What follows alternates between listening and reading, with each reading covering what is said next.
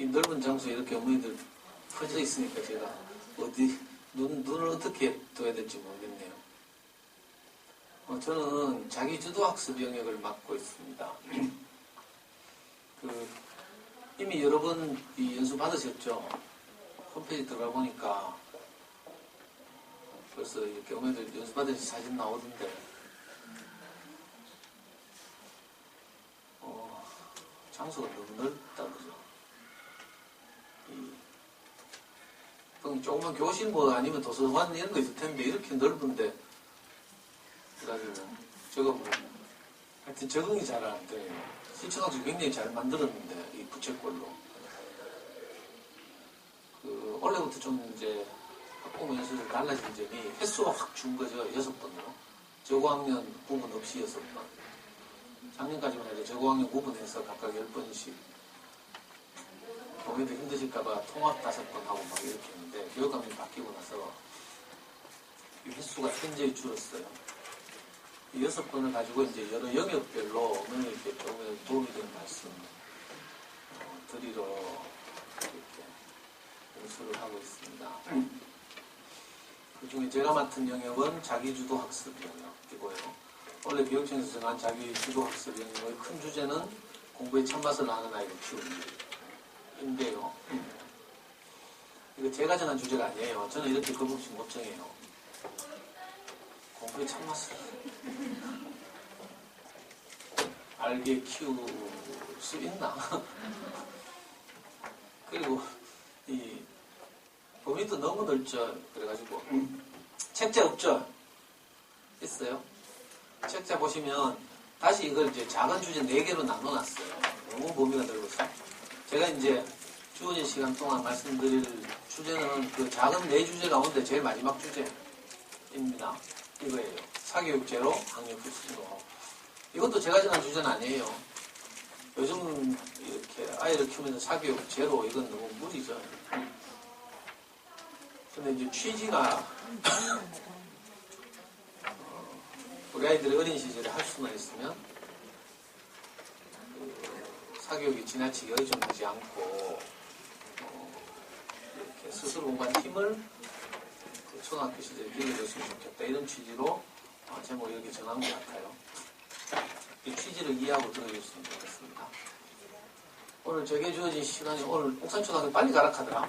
엄마들 바쁘신가 봐. 11시 반까지만 하고 가래요.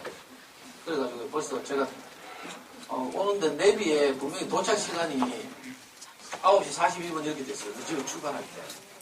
근데 여기 도착하니까 10시가 넘었어요.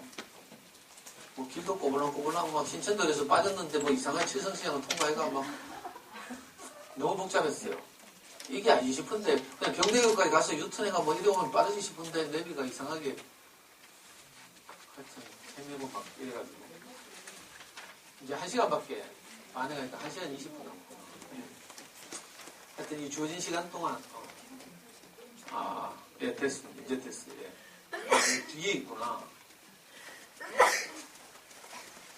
그 주어진 시간 동안 그래도 한마디라도 여러분들에게 도움이 되는 말씀을 드릴 수 있었으면 참 좋겠다, 이런 생각이 들어요. 저를 전에 보신 분 없죠? 전에 저를 보신 분 있어요? 없죠? 내가 이래 안 유명하구나.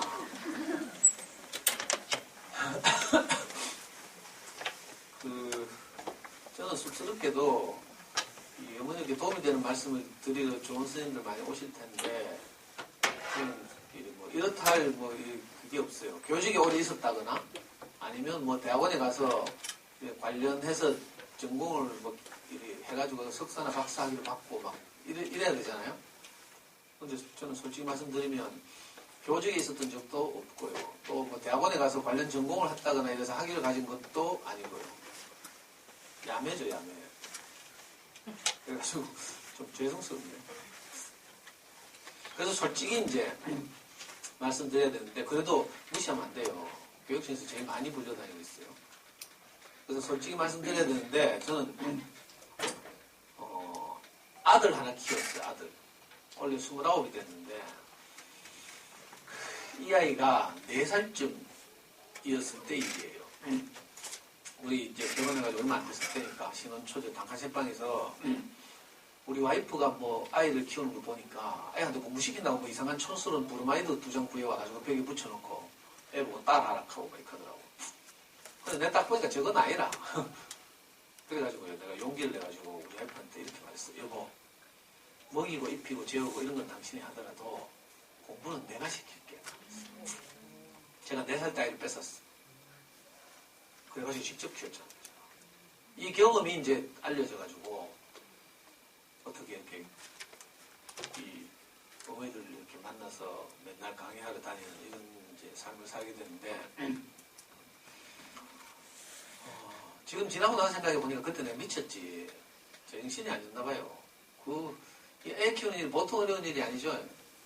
아무도 몰라주고 그죠? 지나고 나서 생각하니까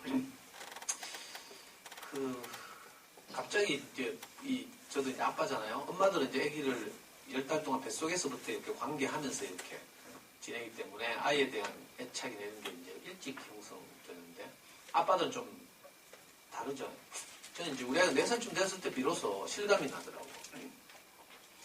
그때 내가 왜 그렇게 우리 와이프한테 제안을 무리하게 했나 하고 나중에 지나고 나서 생각하니까 제가 한 번도 공부를 제대로 해보지 못한 것이 너무 아쉬워가지고 이 사랑하는 아이는 제가 겪었던 아쉬움을 겪지 않고 잘 이렇게 키웠으면 좋겠다 이런 마음이 막 밀려온 거죠.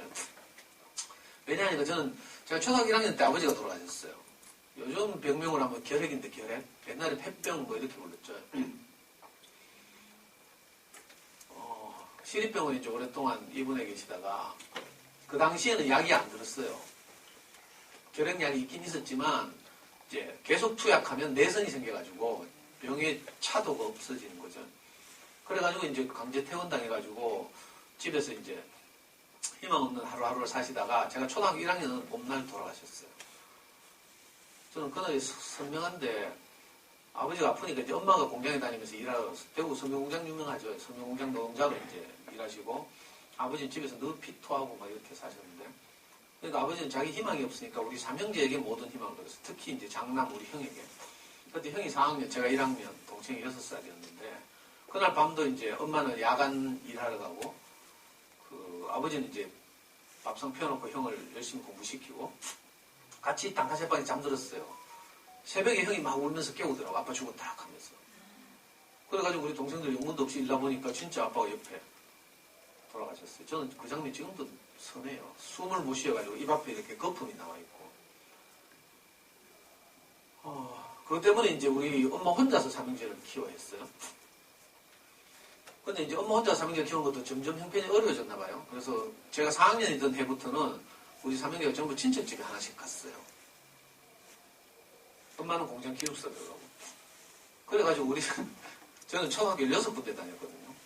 엄마가 막 아파트 사고판이라고 전학을 많이 다닌 게 아니고 친척집을 한 군데 오래 있으면 안 되거든요. 눈치 보이고 이래가지고 부담이 되고 이러니까 친척집을 여러 군데 옮겨 다니고 뭐 이러느라고 초등학교를 6군데 옮겨 다녔는데 겨우 졸업했죠, 겨우. 그리고 우리 형제 중에 아무도 중학교를 지나간 사람이 없어요. 그러니까 공부가 너무 아쉬운 거죠. 한 번도 저는 공부할 기회를 제 인생에서 얻지 못해가지고 그래서 저는 뭐 하여튼 공장 다니고 뭐 이러면서 이제 금융고시에서 겨우 대학을 들어갔어요.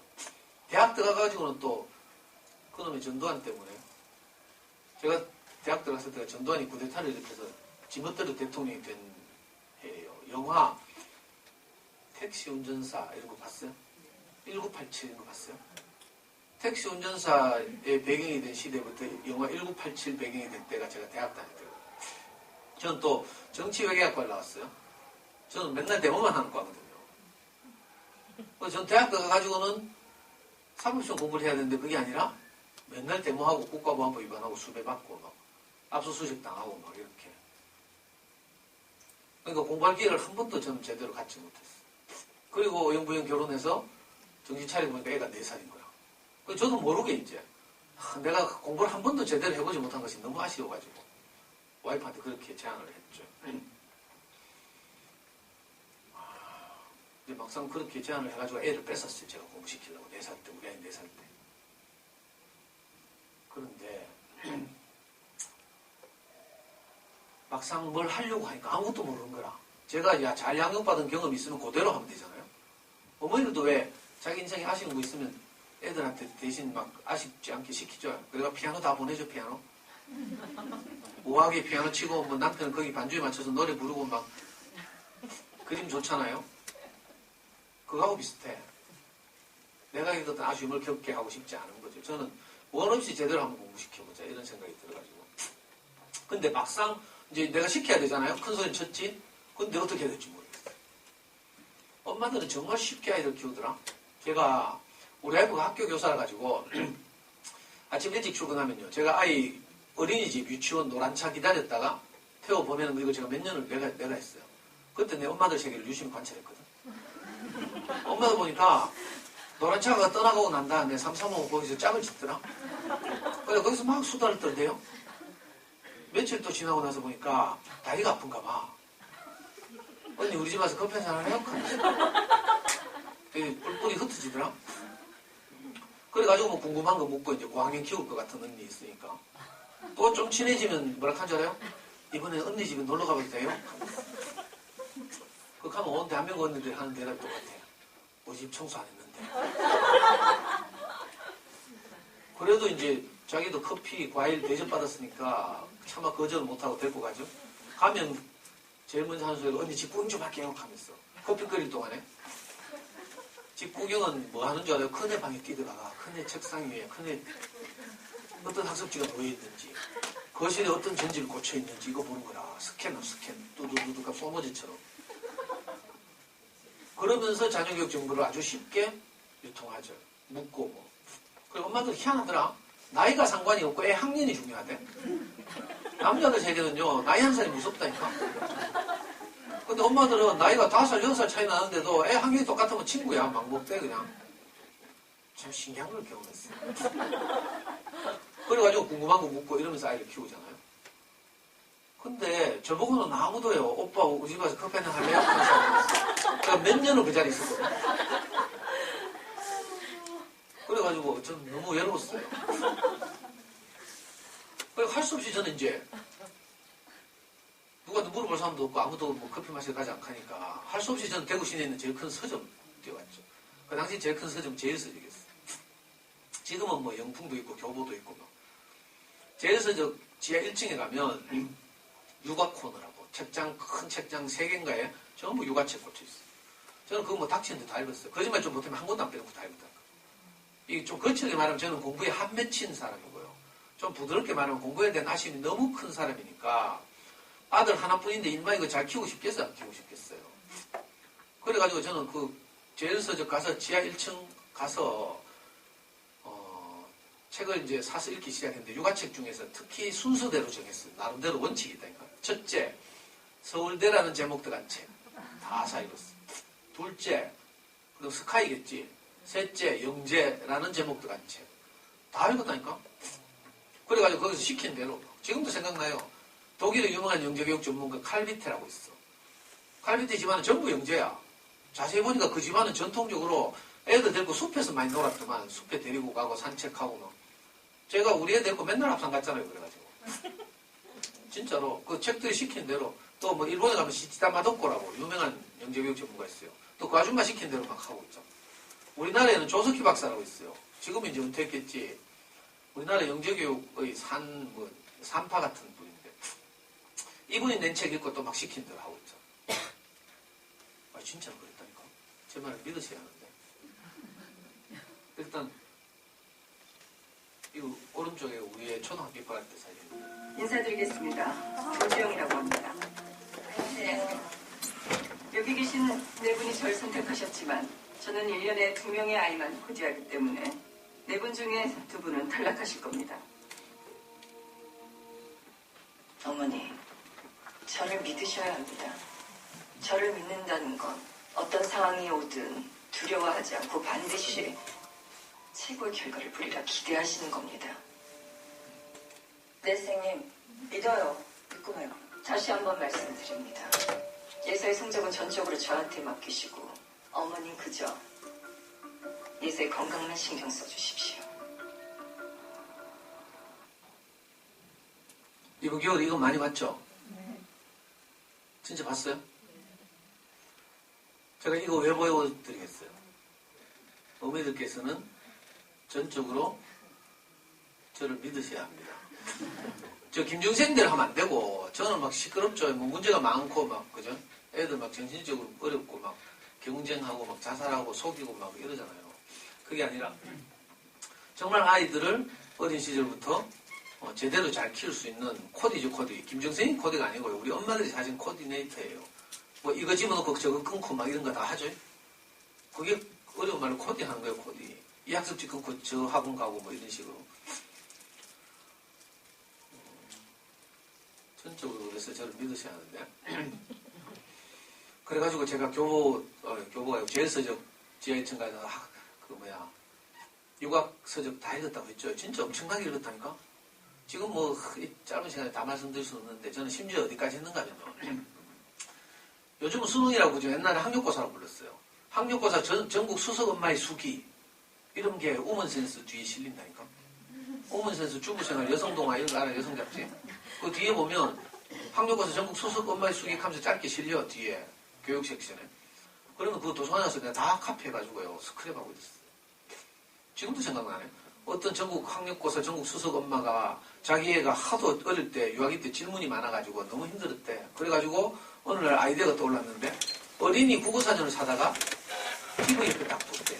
질문할 게 있으면 사전 찾아보라고. 내 바로 사전 사가지고 우리 집 텔레비 옆에 놔뒀잖아요. 그런데 우리 애는 하나도 한 번도 안 뒤져봐. 하여튼 그런 식으로 제가 모르니까 이제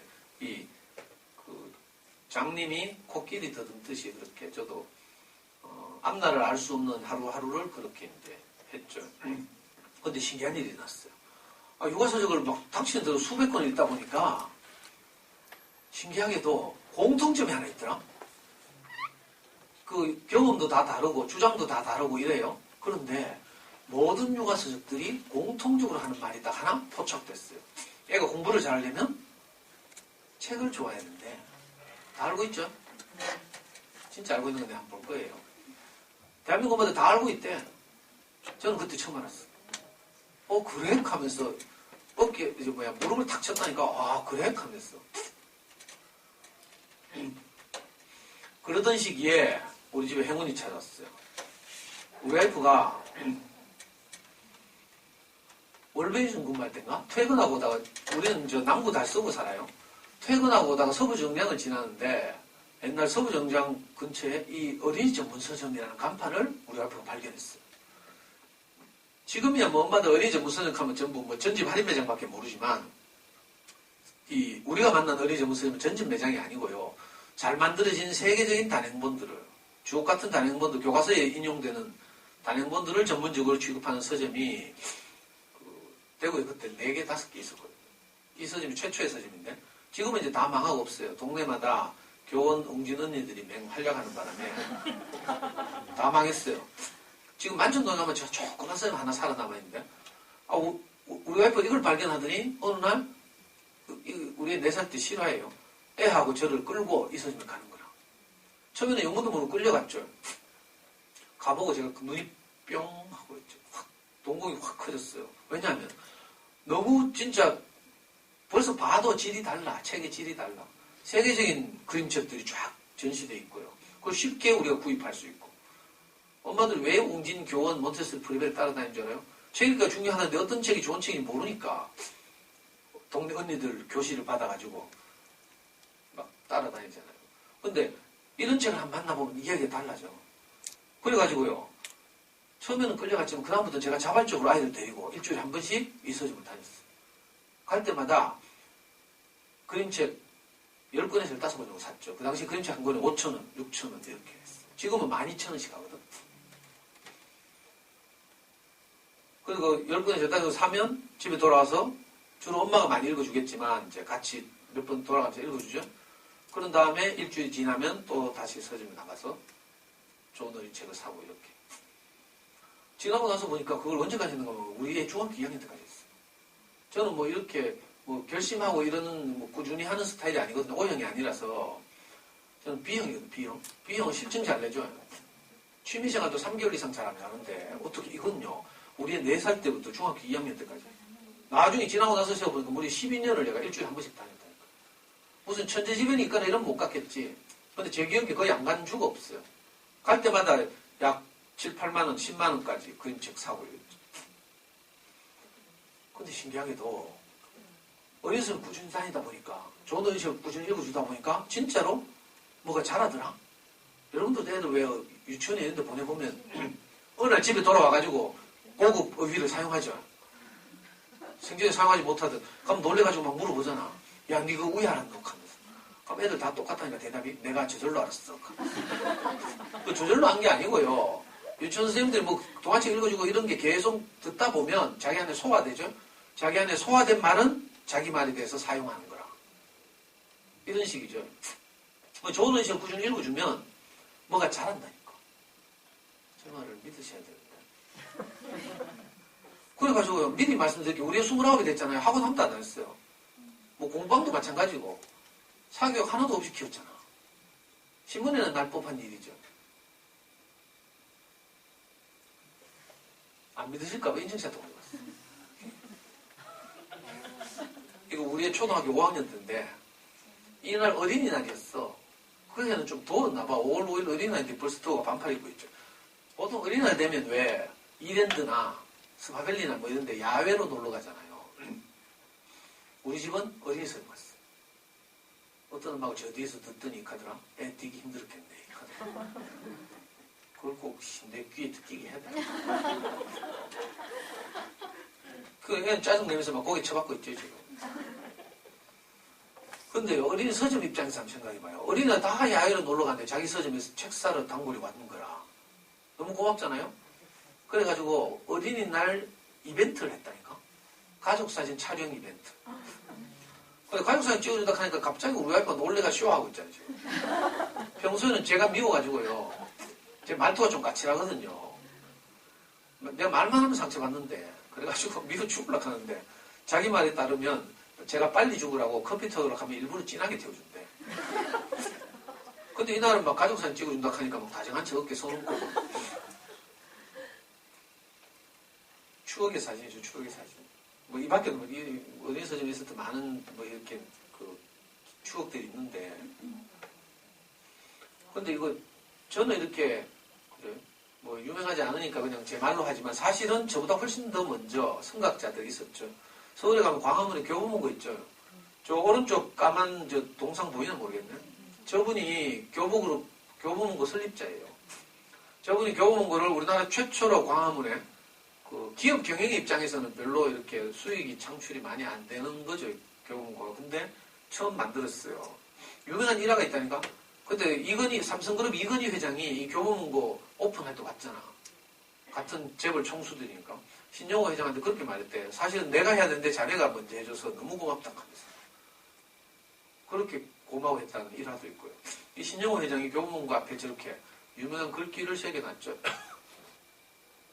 사람은 책을 만들고 책은 사람을 만든다. 여러 가지 공정을 거쳐서 책이 만들어지잖아요. 사람을 통해서. 근데 만들어진 책이 사람에게 영향을 미치는 거죠. 이 신기한 일이에요. 뿐만 아니라 어머니도 잘 아시는 이제 그 유명한 이탈리아가 나온 세계적인 교육학자 마리아 몬테소리라고 있어요. 몬테소리 다 알죠? 이 마리아 몬테소리 여사가 남긴 말 가운데 저한테 가장 큰 영향을 미친 말은 이거예요. 한 아기가 훌륭한 어른으로 성장하려면 그 세 가지 영역이 균형 있게 발달해야 된다. 이렇게 말했어요. 그 세 가지 영역이란 신체 영역, 인지 영역, 정서 영역. 무슨 말인지 금방 알겠죠? 신체적으로 건강해야 하고, 그래서 요즘 엄마들 왜 화학조미료 안 쓰고, 그 다음에 유기농 먹거리 찾고, 유전자 조작식품 피하고 막 이렇게 하죠. 저보다 더 잘 하시잖아요. 옛날에 우리 엄마는요, 뭐, 국이나 찌개 끓이면 뭐 우리가 죽기나 말기나 거기다가 아지노모토 막 태웠어요. 일본 말로 아지노모토라고 부르는데, 화학조미료죠, 화학조미료. 옛날에 미원. 근데 미원은 굉장히 비쌌어요. 그래서 미원의 짝퉁, 미풍이라고 있었어. 그거 막 치고 이랬다니까. 요즘은 식당 아이고는 이렇게 안 하잖아요. 가족들 건강 때문에. 그리고 두 번째가 인지 영역. 인지 영역을 구성하고 있는 요소가 이런 거예요. 이게 이제 학습과 직접적으로 영향을 미치는 거예요. 그 다음에 정서 영역. 세 가지가 균형 있게 발달해야 되는데, 그러니까 좋은 어린이책을 꾸준히 읽다 보면요. 인지 영역이 발달하는 거라.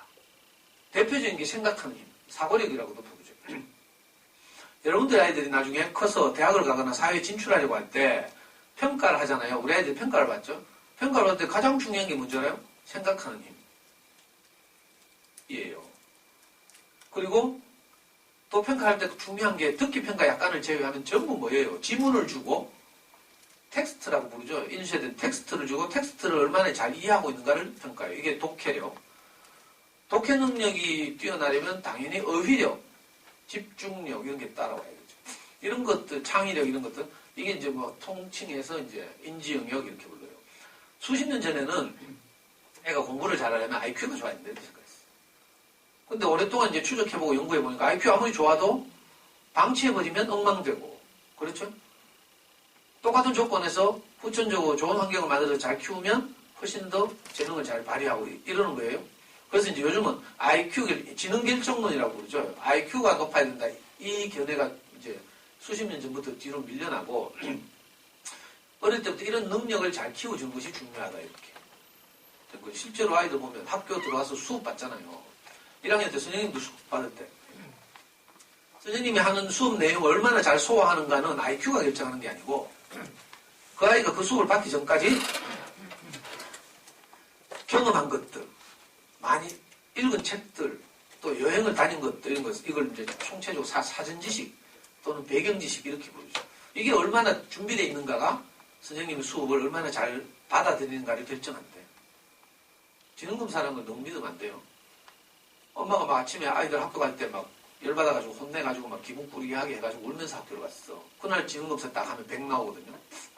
근데 똑같은 아이가 막 칭찬받고 격려받고 막 기분 좋게 해가지고 학교에 갔어. 그날 지능검사 딱 해봐요. 125 나오더라고. 엄마들 음식 솜씨하고 비슷해. 뭐 짠이 뭐 개사고 잔소리하면 확 짜증나고 막 자신감도 없고 막 더 하기 싫죠? 더 잘 안 된다니까. 근데 맛있다 하고 막 칭찬해주면 신이 나가지고 뭐 없는 실력 발휘하고 레시피 막 인터넷에 검색하고 이래가지고 하잖아요.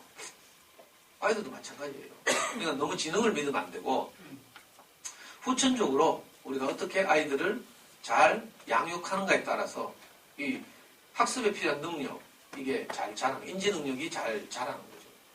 실제로 저는 아이를 그렇게 키웠는데 처음에 하면서요 너무 신기했다니까. 뭐 이 짧은 시간에 그 수많은 경험을 다 말씀드릴 수도 없고 제가 대부분 다 잊어버렸고요. 그런데 분명한 것은 제가 사교육을 의존하지 않을 정도로 뭐가 자라는 게 내 눈에 보였거든요. 저는 아이를 키우는 과정에서 제일 많이 들은 말이 애 아깝다 수성구로 이사가라 이 말 제일 많이 들었어요. 공부 좀 하면 다 수성구 이사가라 하거든. 저는 무수히 많이 들었어요. 근데 내 수성구 안 갔잖아. 수성구 가면 좋은 학원이 많은 거지. 좋은 학원인지는 모르지만 빡신 학원이 많은 거지. 대기 많이 타는 학원. 그 외에는 다른 거 없어요. 공부 잘하는 애들 수성구 많이 가거든. 그리고 수성구 가면 수성구 동도초등학교 가서 강의를 해보니까 내 강의를 듣고 아는 엄마들이 내한테 귀뚱을 하대요. 저기 저 엄마는 판사다 하면서 판사. 그러니까 고소득 전문직 종사자들이 많이 사는 거라. 무슨 말인지 알겠어? 그런 집안은 벌써 유전자 다르겠지? 그러니까 저녁 식탁에서 하는 대화의 수준이 달라. 피고가 어떻고 원고가 어떻고 막 이런 거 저는 아이 키우면서 맨날 이 새끼 저 새끼 하고 제가 아까 말씀드렸죠. 저는 슬럼가에서 아빠 없이 자라가지고 양아치처럼 학교도 못 다니고 저는 여기 너무 유창해가지고 네이티브 스피커 지금도요. 그러니까 우리 집 식탁에서 맨날 여기 난무하는데 그런 교양 있는 집 가면 고급 언어를 막 사용하고 이러잖아. 그래서 공부 잘하는 애들 많은 거라 뭐 수능한다고 무슨 뾰족할 수 있는 줄 알아요? 우리는 수성고 안 가고 저 남구 달수구에서 촌스럽게 자랐어요. 근데 신기하게도 저는 지금 꾸준히 읽다 보니까 공부 때문에 아쉬운 적이 한 번도 없었어요. 진짜 뭐가 잘하더라니까. 제 말을 믿으셔야 되는데. 믿어요? 네. 또 한 번 예를 들게요. 우리나라가 나온 유명한 천재수필가 이어정 선생님이라고 있어요. 초대 문화부 장관도 하시고 이런 분인데 지금 80몇 살. 최근에 기사 보니까 암투병 중이시라는데 이분 천재예요, 천재. 80이 넘은 데도 있잖아요. 이분 서재 보면 컴퓨터 모니터가 3대인가 4대 연결돼 있어요. 그리고 아이패드, 아이폰 이런 거 쓰고 있잖아요. 이상한 어플 써가면서 막 자기 연구 결과를 저장하고 막 이런 식으로. 이분이 옛날에 우리 학부모들 위해서 책을 한 권 냈어요. 지금은 절판되고 없어. 그 책의 제목이 벌써 시사하는 바 그죠. 천년을 만드는 엄마. 책의 제목이 이래요. 도서관에 혹시 찾으면 있는가 몰라. 지금 이제 시중에 판매되지 않는 천년을 만드는 엄마. 그래서 제목이 벌써 느껴지죠? 길게 보고 아이를 키우라는 거야. 그 책 보면, 그 책에서 제가 가장 기억에 남는 게 이거예요. 아이를 키우는 일은 콩나물 시루에 물을 주듯이 하는 일이다. 이거죠. 얼핏 보기에 콩나물 시루에 물을 주면 어떻게 돼요? 얼핏 보기에. 엄마는 콩나물 시루에 물 주면 어떻게 되는지 모르지. 그래가지고 이제 콩나물 시루도 가져왔죠. 콩나물 시루 밑바닥에 구멍이 뻥뻥 뚫혀 있어요. 물 받침대 지금 있죠. 그러니까 얼핏 보기에 콩나물 시루에 물을 주면 물이 밑으로 구멍이 뚫혀 있는 거 다 빠져나갈 것 같잖아요. 근데 신기하게도 결과적으로 콩나물은 자라고 있어요. 이상하죠. 아이 키우기 이거하고 비슷한 거라. 좋은 어린이책을 읽으면 얼핏 보기에 남는 게 아무것도 없는 것 같아. 학습질 하면 뭐가 남아요? 진도가 남잖아요. 진도. 그리고 채점한 흔적 동그라미가 남죠.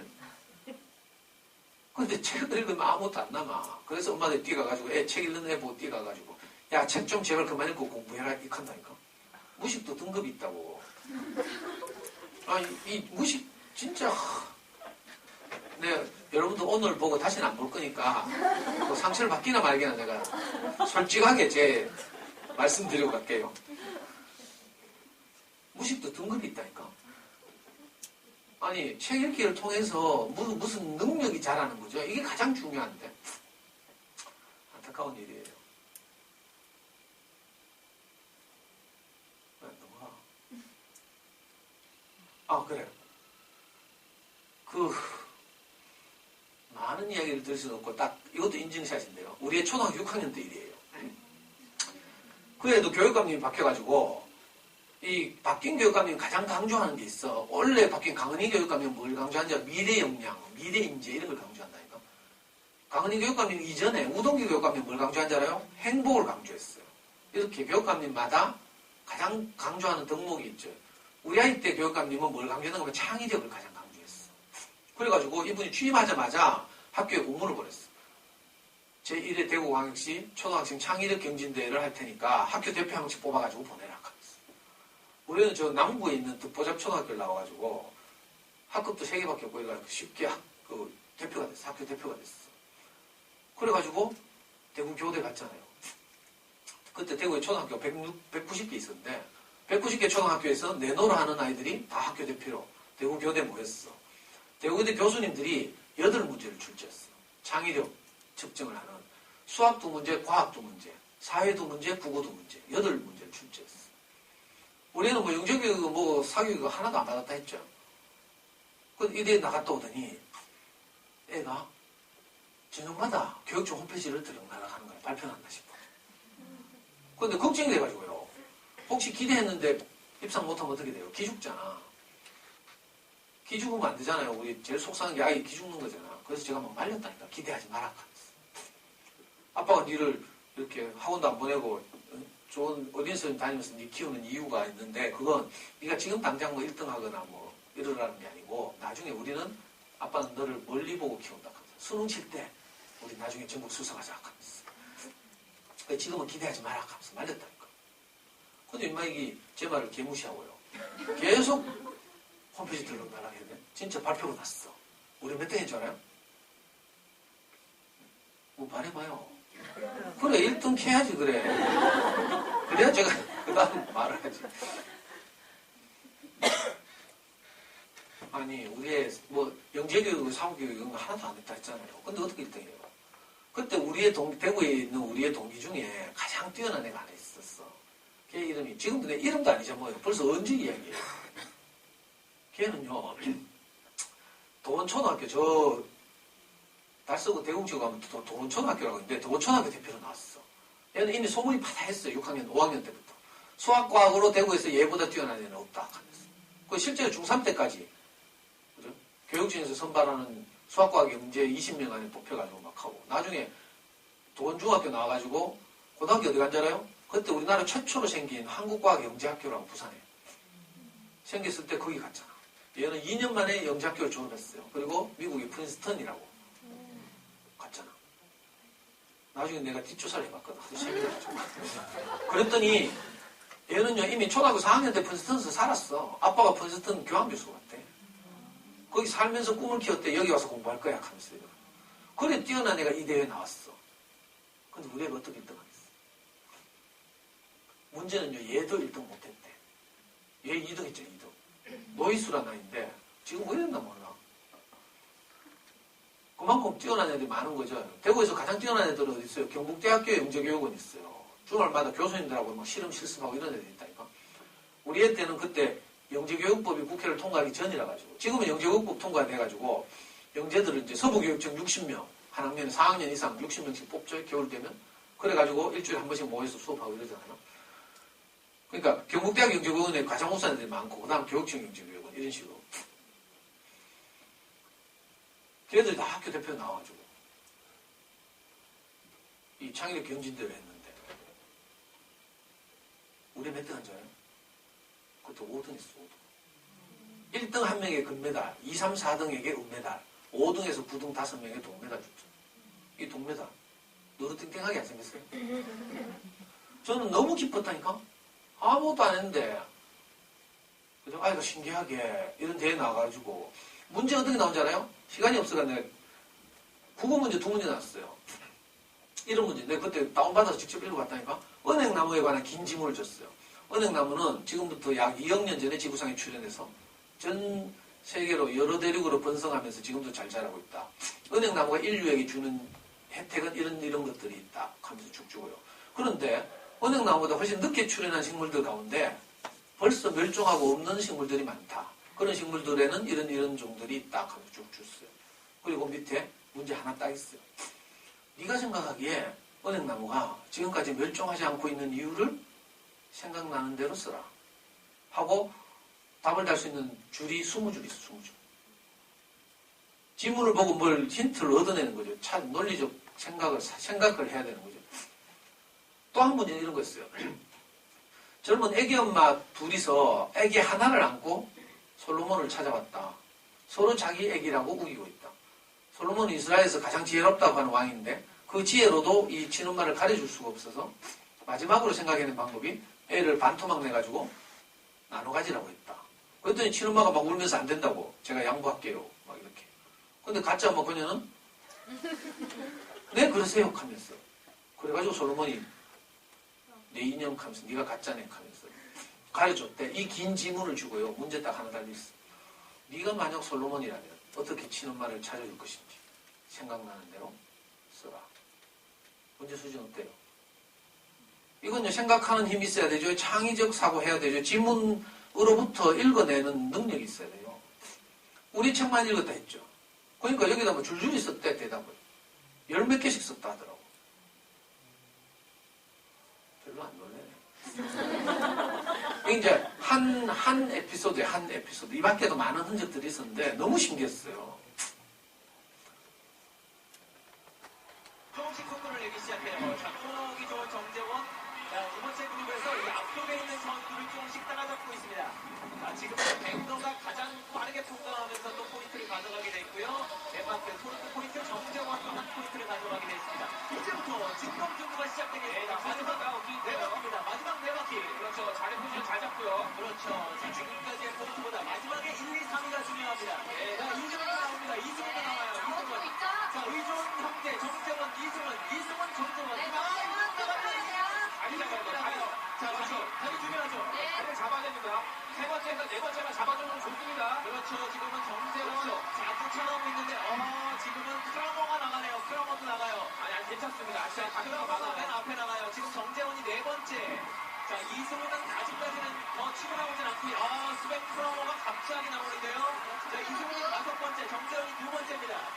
예, 이승우 선수는 지금 아주 심해요. 앞면을 잘하고 있어요. 그렇죠. 예, 앞면을 잘하면서 지금 기다리고 있습니다. 2바퀴 남았어요. 지금 정재원이 2번째, 이승훈이 5번째입니다. 정재원도 잘 쫓아가고 있어요. 네, 좋아요. 올라가고 있어요. 올라가고 있습니다. 쫓아가고 있습니다. 지금 크라머의 속도를 따라잡아야 되는데요. 정재원. 지금 정재원이 힘에 붙이는 모습이에요. 자, 정재원은 일단 이승훈을 여기까지 끌어주고 역할을 다합니다. 이승훈, 이제는 막상 이승훈이 올라가기 시작합니다. 지금 앞에 잡아가고 이승훈 올라가요. 네, 크라머도 나갔다 오셨어요.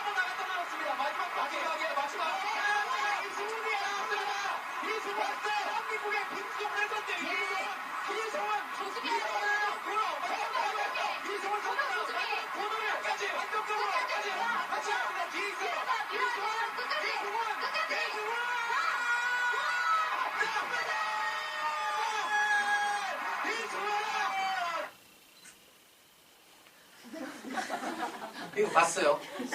작년 평창에서 했던 일인데 기억나요? 이 메스타트라는 이 처음으로 이 올림픽 정식 종목이 된 이 경기에서 맨 앞에 선두를 달리는 빨간 추리닝 입은 애 둘 보였어요? 못 봤죠? 엄마들은 자기 보고 싶은 것만 본다. 자, 다시. 거꾸로 안 가, 그래요? 여기서. 조금씩 속도를 내기 시작해요. 자, 코너기 요 보여요. 제가 그 반바퀴 먼저 달리는 애 둘이. 여기 빨간 추리닝인데 이게 잘 안 보이네. 백도가 가장 빠르게 통과하면서 또 포인트를 가져가. 왜 이렇게 꺼멓게 보여? 포인트 정재원도 한 포인트를 가져가. 이게 저게 날아갔나 봐, 저게. 제가 엄마들 주목해서 보라고 한 게 저거예요. 하나는 네덜란드 선수고, 하나는, 덴마크 선수고, 하나는 캐나다 선수예요.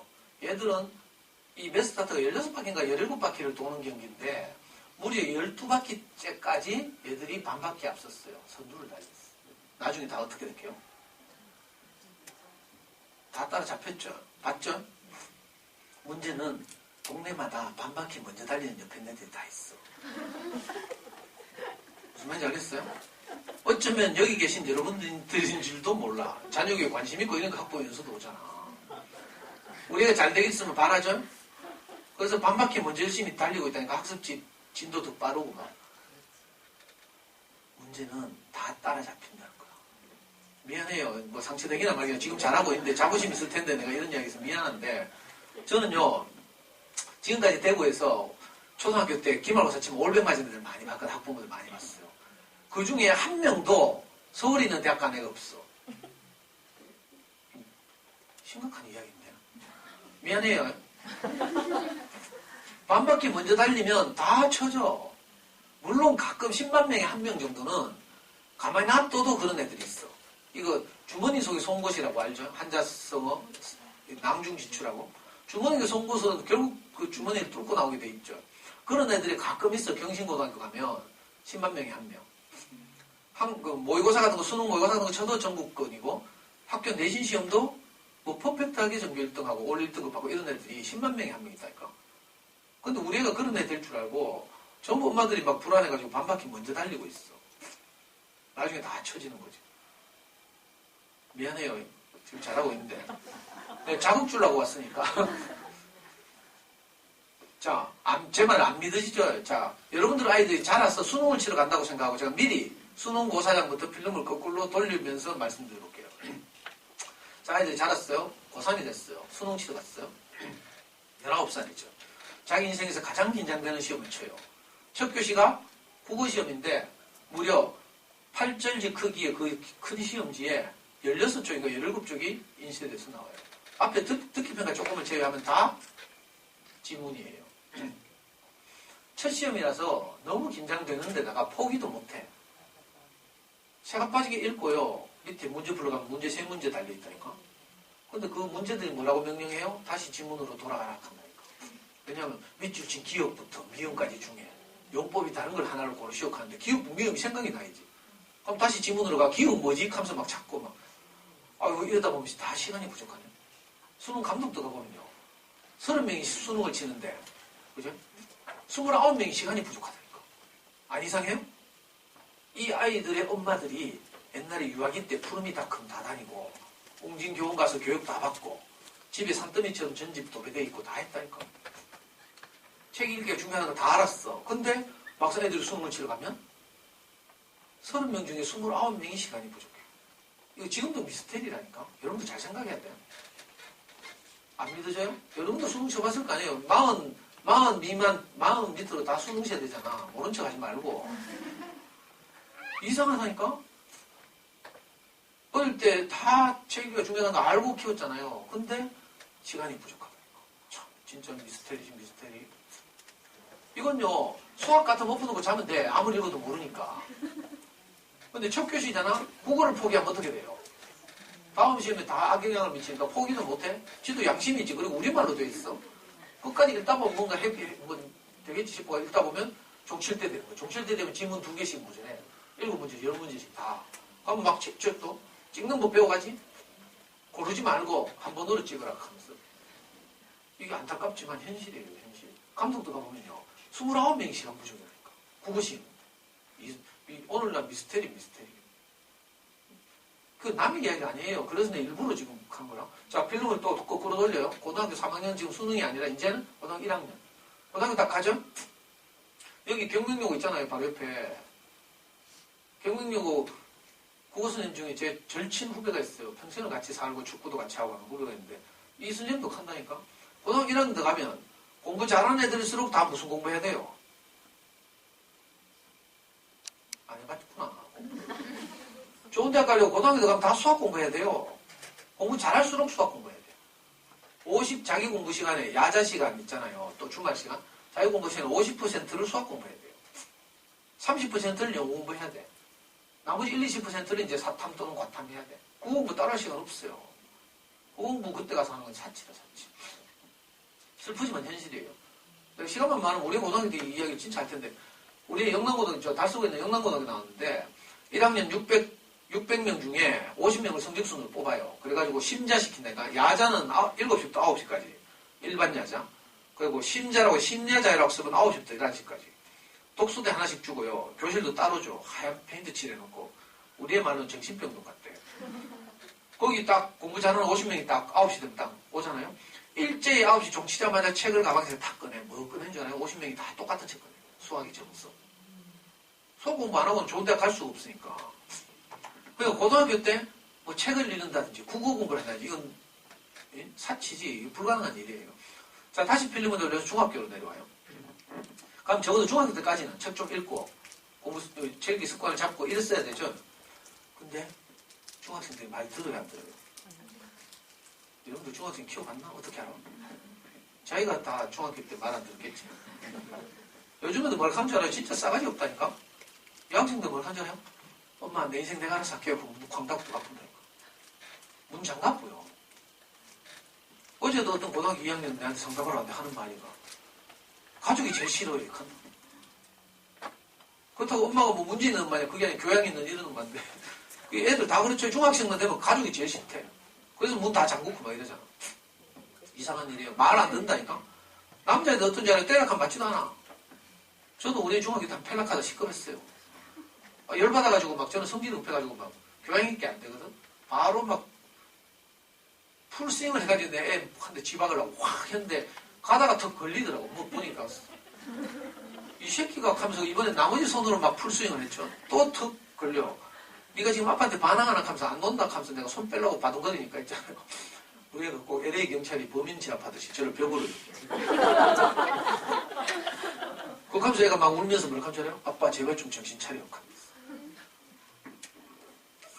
여러분들 애 키우다 보면 뭐 저만 이래요? 다 정신병 하나씩 있는 거 확인됐죠? 충동조절장애라고 제가 이러는데 이건 분노조절장애하고 좀 달라. 정신과 가면 분노조절장애라고 있거든. 여러분들 애 막 쥐잡듯이 잡고 나면 막 자책이 되고 막 그렇죠? 밤에 막 애한테 뛰다가 또 미안해가 막 손 붙잡고 울고 막 잘못했다 하고 우리 딸 사랑해 하고 막 그리고 막 내일은 내가 꼭 정신과 가봐야지 막 이렇게 생각하죠? 근데 이건 정신과 가도 안 돼. 정신과 의사들이 이렇게 우리 하소연을 들은 다음에 자기도 뭐 육아 경험이 있어야지. 그리고 심하다 싶으면 어떻게 해요?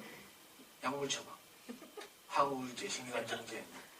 근데 이 약물 처방에 효과가 있으려면 우리 증세가 풀타임 사이클 해야 돼. 분노 조절 장애는 불특정 다수, 불특정 대상을 향해서 분노 조절이 안 되거든요. 그래서 약물 처방을 하는 거라.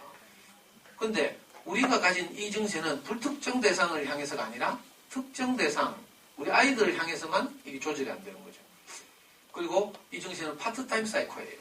풀타임 사이클이에요. 길어봐야 2시간이야. 2시간 지나면 다, 애 잘 때 되면 다 제정신 돌아와가지고 정말 독한 엄마 이거는 다 가서 잘못했다고 빌죠? 그럼 애들은 속으로 엄마 내일 또 그럴 거면서 하면서도 또 우리를 용서해 주잖아요. 저는요 이 증세가 너무 심해가지고 저는 중증이죠. 공부에 대한 아쉬움이 여러분들도 훨씬 크니까 거기에 비례해서 증세도 저는 그래서 수많은 실패를 했어요. 지금 아는 척 여러분들한테 하지만 시간이 없어서 내가 실패를 다 고백하지 못할 뿐이에요. 저는 여러분들이 한 것보다 한 곱하기 100배 정도 더 애한테 행패 부리고요. 그리고 나면 제정신 돌아오면 애한테 침대에 가가 막 무릎 꿇고 있잖아요. 애 손을 꼭 잡고 거의 뭐 매일 밤마다 빌었죠. 아까 아빠가 미쳤는 것 같다. 네가 잘못해서가 아니라 아빠가 불안해서 그랬다. 아빠 지금 교회 열심히 다니면서 목사님 말씀 듣고 있으니까 조금만 기다려주면 인간 될 거야.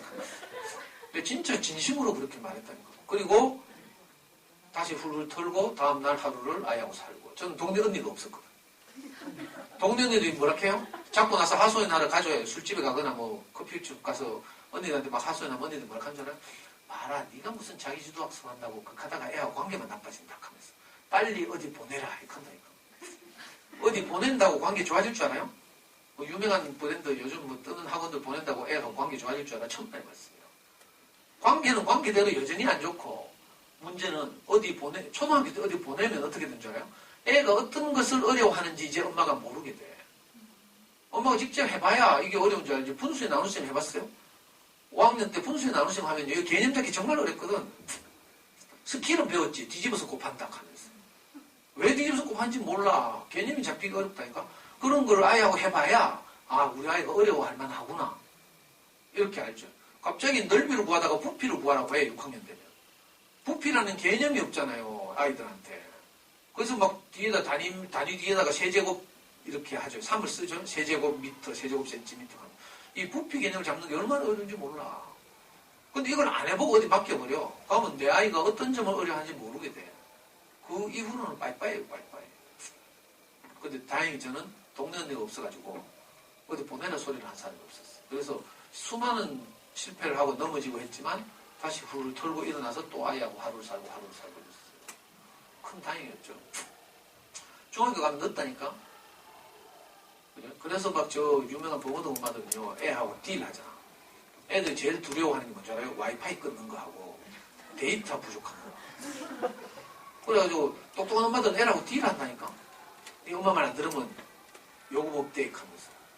그래가지고 그 범어동 뒷골목에 있는 국어 논술 전문 학원 보낸 거야. 이른바 단과 학원이라고 부르죠. 돈도 비싸고. 그 전문가들이 뭐가 한 달에 뭐 두세 번이라도 추천하면 그거라도 할까 싶어가지고. 보내봐야 이미 체육기가 습관이 안 돼 있는데 책의 맛을 모르는데 그거 보내봐야 그냥 애들 멍 때리는 기술만 배워보죠. 안타깝죠. 엄마들이 안타까워서 하는 거라. 가면 언제 해야 되겠어요? 중학교 때는 안 된다. 그리고요, 동네 언니들이 또 이렇게 교시한다. 얘들아, 우리 애 지금 사춘기잖아? 중학교 1학년인데 진짜 말 안 듣는데 하면서 너는 그러니까 애들이 말 잘 들을 때 뜻박시게 돌려라. 이게 동네 언니들이 교시야.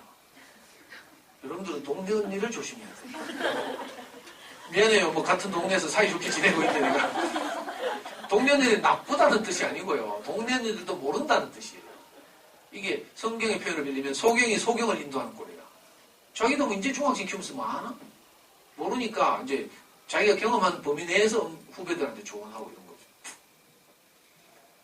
자, 이제 초등학교 5학년으로 내려가 볼게요. 초등학교 5학년 되면 엄마들이 고함 지르고 책 읽으라 하면 흉내는 내고 있어. 근데 다 뭐 들고 있는지 알아요? Y 들고 있어. 학습 만화. 애들이 왜 학습 만화를 그렇게 좋아하는 줄 알아요? 학습 만화는 너무 친절하거든. 그래가지고 말풍선, 익살스러운 그림, 비속어 이런 걸 써가면서 낄낄거리고 있으면 내용 전달이 다 돼. 무슨 말인지 알겠어요? 문제는 이게 너무 친절하다는 거야. 너무 친절해가지고 원래 책 읽기의 본질이 뭔가 하면 생각하는 힘을 자라게 하는 것이에요. 그러니까 책이 불친절하죠. 글줄 책 보면 불친절하잖아요. 저자의 의도, 작품의 배경, 그 다음에 행간의 숨은 뜻, 그래서 띄어읽기 뭐 이런 거 다 해야 되죠. 그리고 내 경험과 부딪혀오는 때가 있어요. 책을 읽다 보면. 그러면 책 덮어놓고 회상하거나 추억에 빠지거나 이러죠. 이런 일련의 과정들이 아이로 하여금 생각하는 힘을 자라게 하는 거야. 근데 학습 만화는 너무 친절해서 생각할 겨를이 없어. 지식과 정보의 전달에는 그러니까 학습 만화가 아주 효과적인 수단이죠. 근데 책의 맛을 알아야 되잖아요. 이게 지식과 정보의 전달이 아니에요. 책을 읽고 나서 너무 재밌었다. 뭐 이런 기억이 남아야 되거든. 제가 아는 어떤 애가 있는데 초등학교 3학년 남자아이였어요. 대진 쪽 수목원 옆에 대진초등학교 다니는 아이였는데 제가 다니는 어린이 스님에 단골을 왔어요. 하루는 제가 스님에 갔더니 이 애 엄마가 애하고 와가지고 저한테 막 애 욕을 하는 거라. 자가요 뭐 책 읽다 말고 또 책 사러 가자고 왔어요. 하면서. 근데 이상해가지고 걔 불러고 물어봤잖아. 니 왜 책 읽다 말고 또 책 사러 왔노? 하니까 애가 하는 말이 책 보니까 진짜로 책 날개를 이렇게 안으로 접어가 20페이지 남가놨어. 그 물어봤더니 애가 하는 말이 무슨 충격적이었어. 뭐라 했잖아요. 책이 끝날까봐 너무 아쉬웠어요. 더 이상 못 읽겠어요. 이렇게 하는 거라. 남자애가. 무슨 말인지 알겠어요? 얘는 책의 맛을 알고 있다는 거야. 너무 재밌고 흥미진진하니까 그 결말이 아쉬워가지고 유보하고 또 책 사는 거라. 얘도 수성고 안 나왔어요. 대진초등학교, 대진중학교 나와가지고 대구과학고등학교 나오고요. 지금 군대 갔다 와서 카이스트 4학년. 그래서 책을 좋아하는 아이들의 특징이 있죠. 책의 맛을 아는 거라. 근데 학습만 하는 감동이나 즐거움이나 이런 게 없어요. 무슨 말인지 알겠어요? 지식과 정보는 효과적으로 전달해요. 어린이 책 시장에서 이 학습만화가 차지하는 비중이 뭐 30% 가까이 육박하니까 학습만화 피하기 참 어렵죠. 이거는 5년마다 주기적으로 우리 애 클 때는요, 세 먼 나라에 이웃 나라 하면서 유럽과 일본, 미국의 문화 이런 걸 가볍게 터치한 그 유명한 학습만화 있죠. 그게 대박 났다니까. 요즘도 그 아주 좋은 평가를 받죠. 또 좀 있으니까 그리스 로마 신화 열풍이 불어가지고 만화로 보는 그리스 로마 신화 하면서 30권짜리 시리즈가 아주 조잡하게 나와가지고 또 대박 났어. 또 5년쯤 지나니까 만화책 뒤에다가 한자카드 하나씩 붙여가지고 마법천자몽 하면서 또 온 장안을 휩쓸더라. 그거 하고 나서 등장한 게 학습 만화, 저거잖아, Y죠, Y. Y도 초창기에는 뭐 몇 권 내가지고 거기다 Y라는 이름으로 뭐 지식을 전달하고 이게 아주 효과적이었어요. 이게 돈이 되니까 지금은 수백 권에 다 Y라는 시리즈 이름 붙여가지고 홈쇼핑에서 막 팔고 막 이렇게. 안타까운 일이죠. 초등학교 5학년 되면 다 학습 만화 두고 있다니까. 그리고 애들 잘못이 아닌 게 엄마들이 책을 시간도 안 줘. 태권도 끝나고 영화관 가기 전에 1시간 남는데 그때 책 읽으라 한다니까. 뭐라 하노 이거. 짜투리 시간을 활용하는 거죠. 책은요, 게임하고 달라가지고 시간이 필요해, 시간이. 이야기에는 몰입해 들어가는데 시간이 필요하죠. 게임은 바로 시작하면 재밌다니까. 말른가 모르겠네요. 게임을 해봐야 되는데. 그래, 학습만화 들고 있는 꼬라지 보면 또 안타깝죠? 불안하죠? 그러면 오늘 같이 강의 들은 날 책이 중요하다 하니까 집에 가서 또 힘 짜잖아. 하늘이 독서문술 한번 할까? 하면서. 아니면 뭐, 웅진부크를 한번 해봐? 하고. 또 뭐 있지? 뭐, 논리적 사고, 뭐, 사고력이 중요하대. 그러면 중요 플라톤 해볼까? 하고. 뭐, 다 이런 대안밖에 몰라. 이건 책 읽기가 아니에요. 이건 전부 공부지, 공부, 학습. 무슨 말인지 알겠어요? 그러면 저학년 때라도 습관 잡아요, 저학년 때. 초등학교 저학년 때였어요. 1, 2, 3학년. 다 뭐 이상한 거 하고 있지? 미리 말해요. 호작질. 가만히 놔두면 차라리 애들 잘 긁기인데 꼭 이상한 호작질 한다? 국어, 한자 뭐 이런 학습지하고. 내가 미리 말하지만 초등학교 저학년 때 국어 학습지, 한자 학습지 하는 것처럼 바보 같은 짓이 없어. 미안해요. 저를 너무 똑바로 쳐다보고 있어가지고 좀 미안하다. 바보라니까 이게. 남편들이 가면 여러분들이 개무시하겠지. 니네 해봤나 하면서. 우리 마음도 모르면서 우리가 얼마나 불안한 줄 아나 하면서 항의할 수 있죠. 왜냐하면 대부분의 학습지는 실력을 향상시키는 것이 아니라 있는 실력을 확인하는 거예요. 학습지는 대부분 문제풀이 중심으로 되어 있거든. 문제풀이는 여러분도 공부해왔어요? 문제풀이는 내가 알고 있는 개념을 확인하기 위해서 하는 거지 없는 실력을 잊게 하는 용도가 아니라고. 이걸 알아들으면 공부 좀 하는 건데. 제가 너무 어렵게 말하나? 공부는요, 개념 공부를 해야 되거든. 문제를 푸는 게 아니라. 무슨 말인지 알겠어요? 삼각형이 뭐야? 이걸 알아야지. 삼각형 문제 풀고 있으면 안 돼. 삼각형이 뭐냐고 물으면 정확하게 개념을 말해야 되죠? 삼각형 문제 알아요? 대부분 각이 3개인 도형이 큰다? 삼각형이니까. 삼각형 정의는 뭔지 알아요? 3개의 선분으로 둘러싸인 도형이거든. 왜? 선분이란 말이 중요해. 선분은 두 점 사이를 잇는 곧은 선. 이게 선분이에요. 알아듣나 몰라. 이거 3학년 때인가 배우고 수학에서. 그러니까 3개의 선분, 곧은 선으로 둘러싸인 도형. 이게 삼각형의 개념이라니까.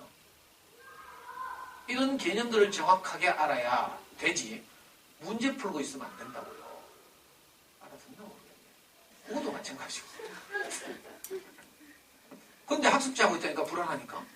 빨리 끊는 게 좋아. 그거 끊고 뭐 해야 돼요? 이제 도서관 가면 돼. 옛날에 저는 어린 서점 다녔어요. 왜? 도서관이 어린 열람실이 없었거든. 학교 도서관은요. 우리 애 키울 때 가끔씩 학교에서 가정통신문 왔어요. 집에서 아이들 읽을 만한 책을 한두 권씩 가방에 넣어 보내주십시오. 이렇게 도서관 채우게. 그러면 제가 딱 그 통신문을 받는 순간 제일 먼저 드는 생각이 뭔지 알아요? 죄송한 말씀이지만 우리 집에서 가장 버리고 싶은 책 뭐지? 근데 이 생각이 든다니까 아까워가지고. 그 제일 버려도 안 아까운 책을 애 가방에 넣어 보내줘. 그러면 그걸 모아놓은 곳이 학교 도서관이었어요. 쓰레기통이지 그게. 남부도서관 전 자주 다녔는데 남부도서관 어린이 열람실이 없었어요. 지금은 완전히 이야기가 다르죠. 우리 사회가 점점 선진화되다 보니까 학교 도서관에도 좋은 어린이책이 많이 들어오고 있고요.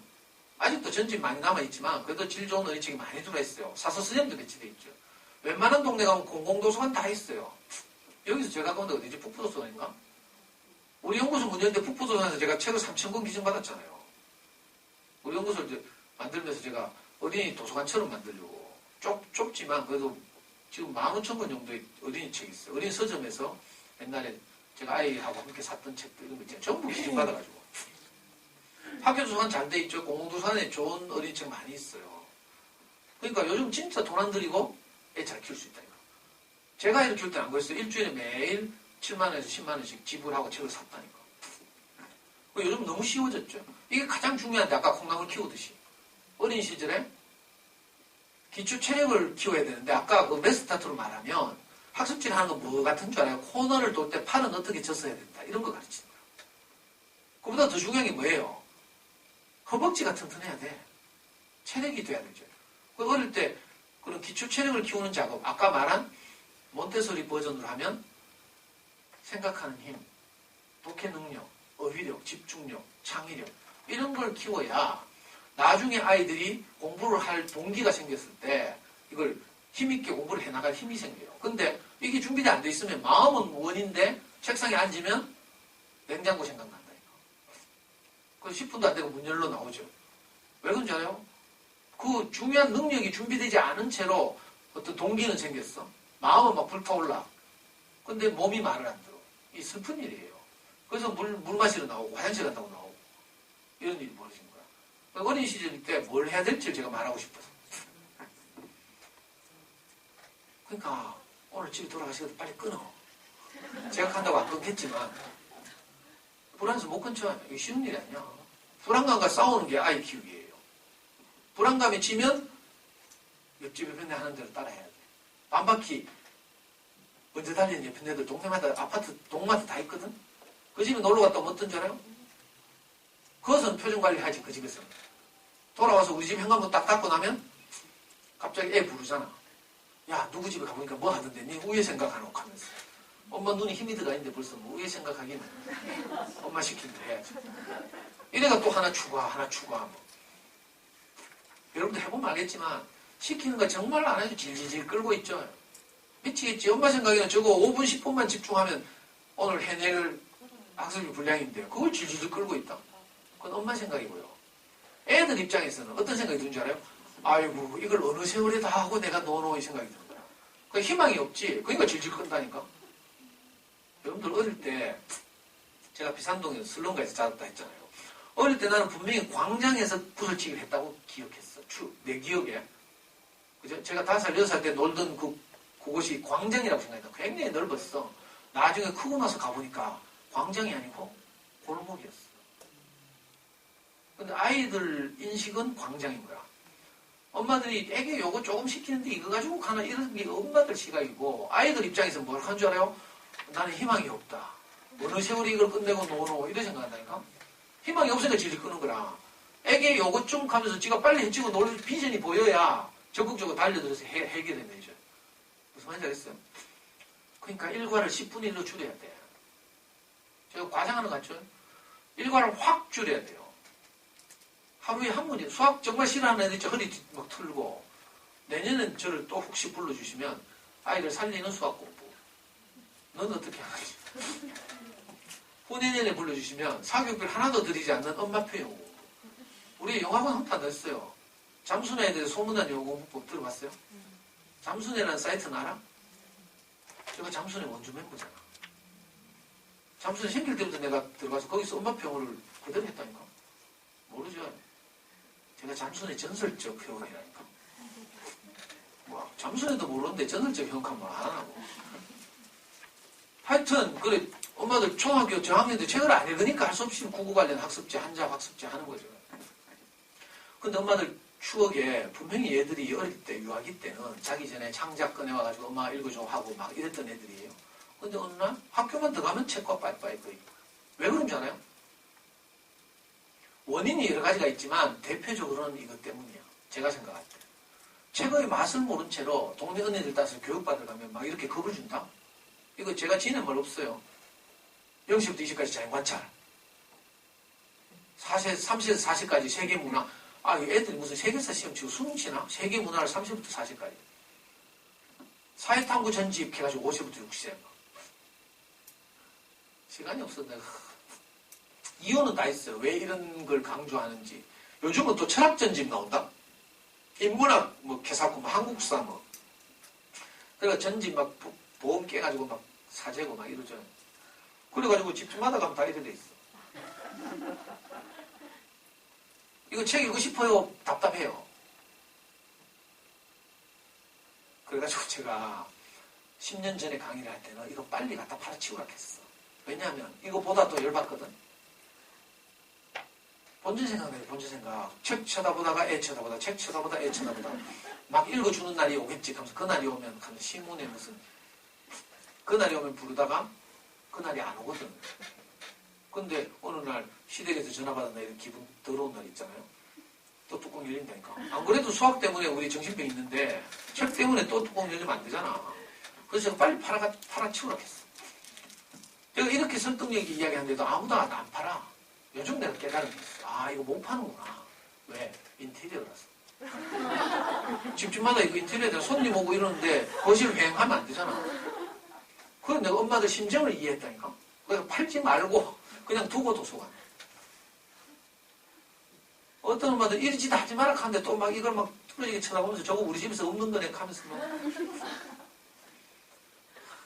뭐지? 웅진 교원 몬테소리 프레벨 4대 메이저 거기다가 뭐 한국 노벨, 한국 안데르센 뭐 어쩌고 요즘은 푸르미닷컴 이런 데서 싸구려 전집내고.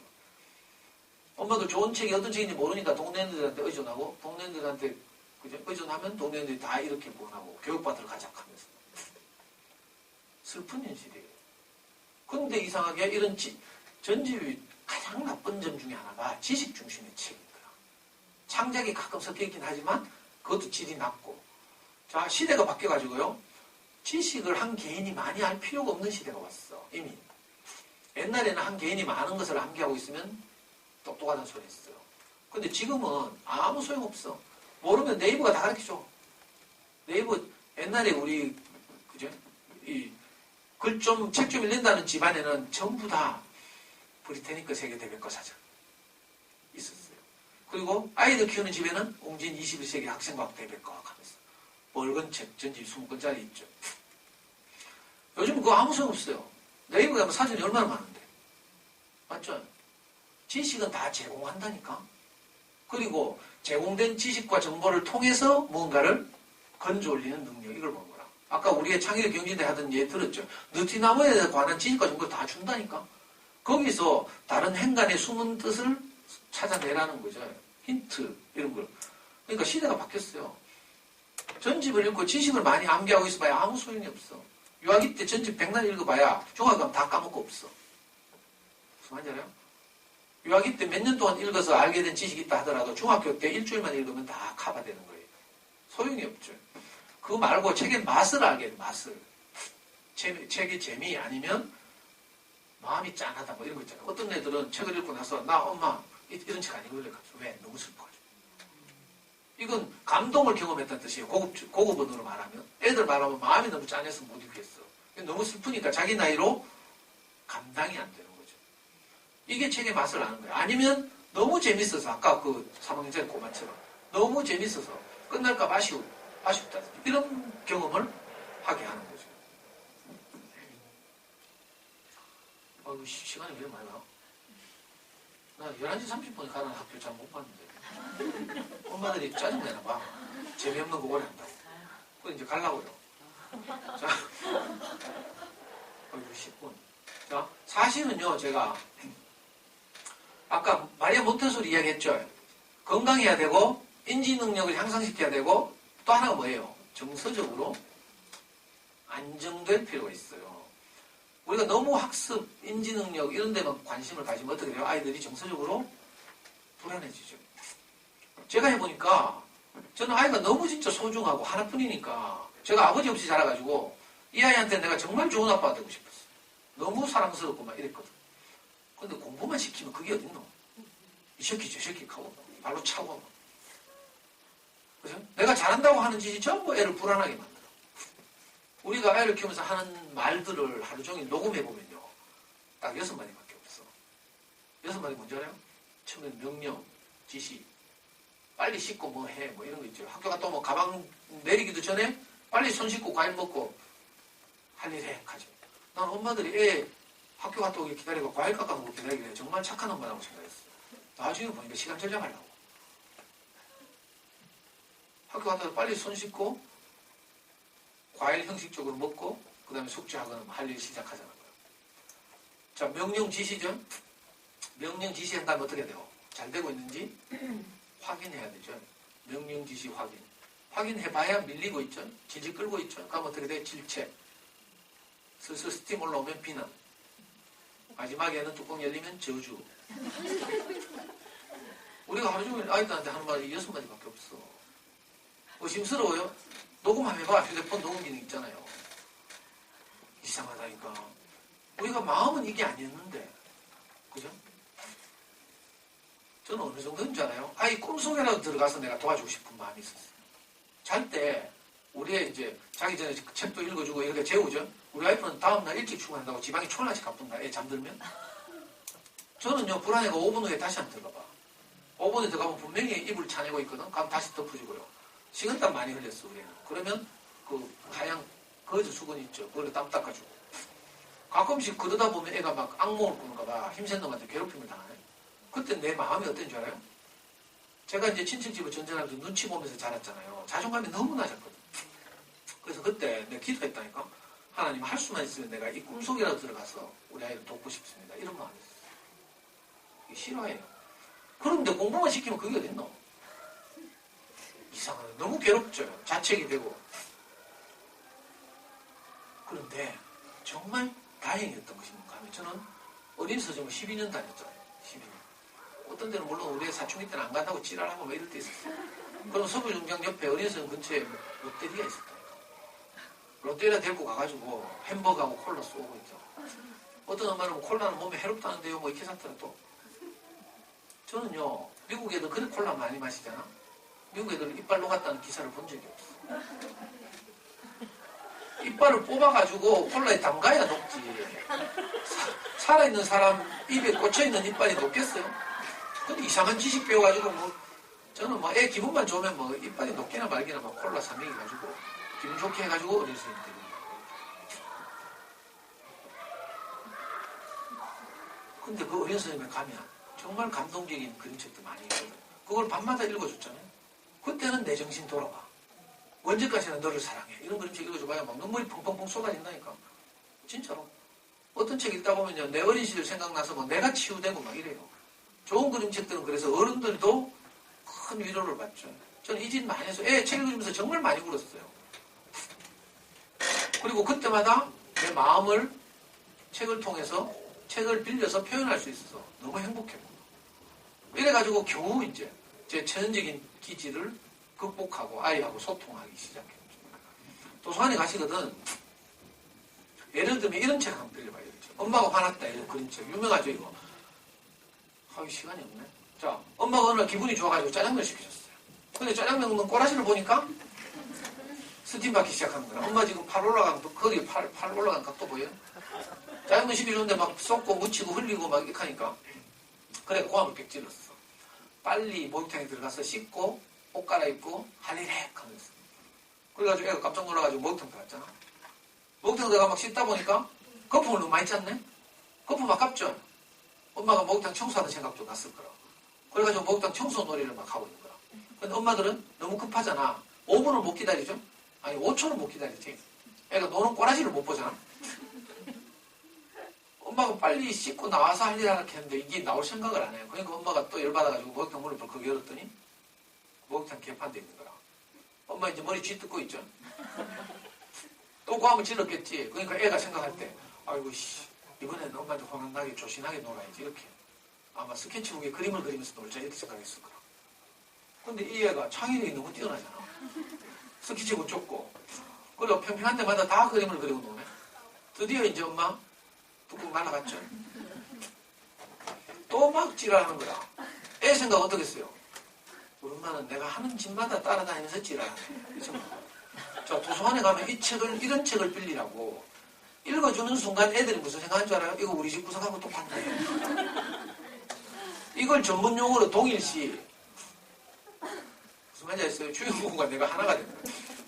그리고 두 번째 과정이 뭐예요? 카타르시스라고 하는데 주인공이 혼나는데 나도 혼나는 것 같아 속상하고 또 주인공이 엄마하고 관계를 회복해서 사랑을 받을 때 나도 위로를 받고 막 이러는 거죠.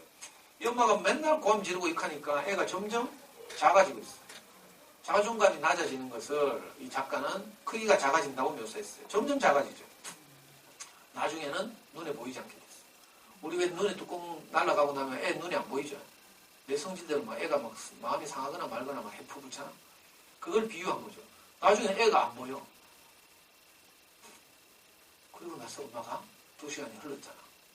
맨정신이 돌아왔죠. 이제서 막 내가 무슨 짓을 했나 싶어가지고 머리 싸매고 지금 애 찾으러 온 동네방, 제가 그림을 다 생략했어요. 온 동네방에 울면서 찾으러 다닌다니까. 애가 있나 본데.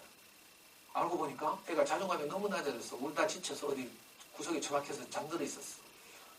자다 보니까 엄마가 뭐 울며 지를 찾는 소리가 들려. 아까는 개몬 줄 알았는데 찾는 거 보니까 지엄마가 싶어가지고 애가 용기를 내가지고 엄마 나 여기 있어 하면서 나왔잖아. 그랬더니 막 엄마가 막 우리 밤마다 하는 짓 있죠. 미안해 하면서 우리 산이 사랑해 하고 막 부둥켜 안고 울부짖고 막. 자 이런 책을 읽으면 애가 위로를 받는다니까. 엄마한테 혼났던 게 속상한 게 씻겨 내려가고 아 우리 엄마가 알고 보니까 나를 사랑하시는구나 이걸 알게 되죠. 책 다 듣고 나서 교훈이 뭔가 이런 거 물을 필요도 없어. 애가 저절로 안다니까. 좋은 어린 책을 읽으면요. 이걸 어려운 말로 통찰, 인사이트니스, 깨닫는 거죠. 이런 책을 구원하지 못하니까 엄마들이 아이들 책 읽고 있으면 뛰어가고 확인해야 되잖아. 그래가지고 무슨 교훈을 얻은데 동생하고 사이좋게 지내라 하다가 싸우고 가더라. 하고 내용 확인을 해야 되죠.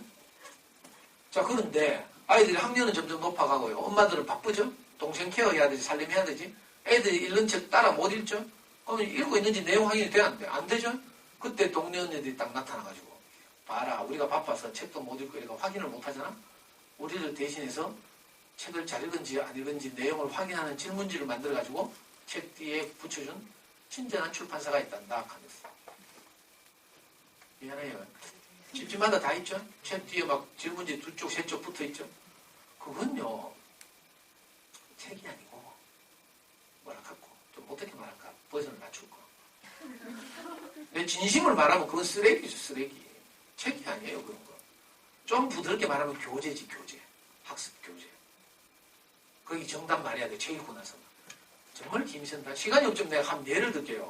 2년 전에 태양의 후예가 대유행할 때가 있었어. 태양의 후예가 수목드라마 했거든.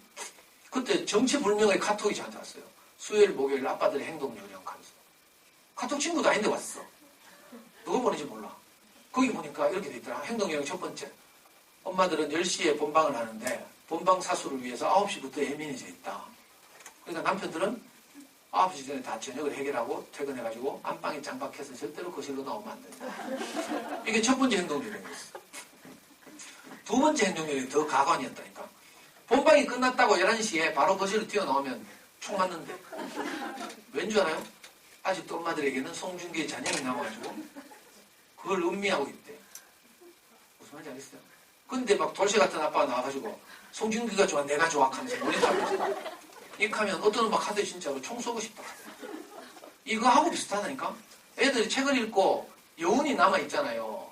근데 그것다 대놓고 주인공인데 교훈이 뭐야? 캐사코 막. 이게 그거하고 비슷하다니까. 무슨 말인지 알겠어요? 정말 김이 새는 일이죠.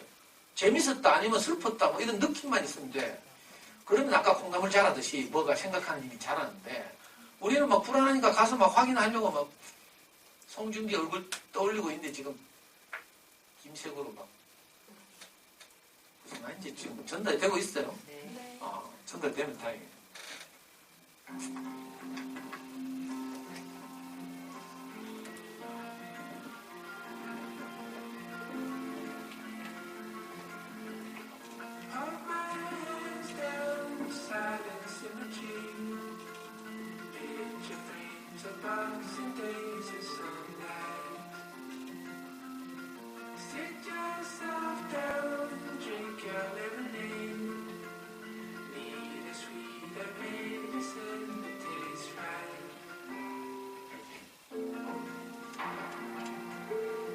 상처가 되는 건 전혀 벽을 만드는 말을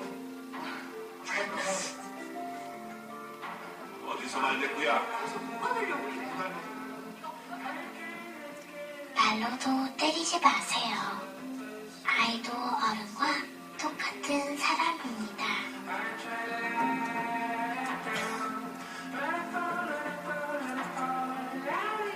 함께 해주세요. Save the Children. 100년의 믿음. 우리가 일상에서 하는 말이 다 아이들한테 상처가 되는 거예요.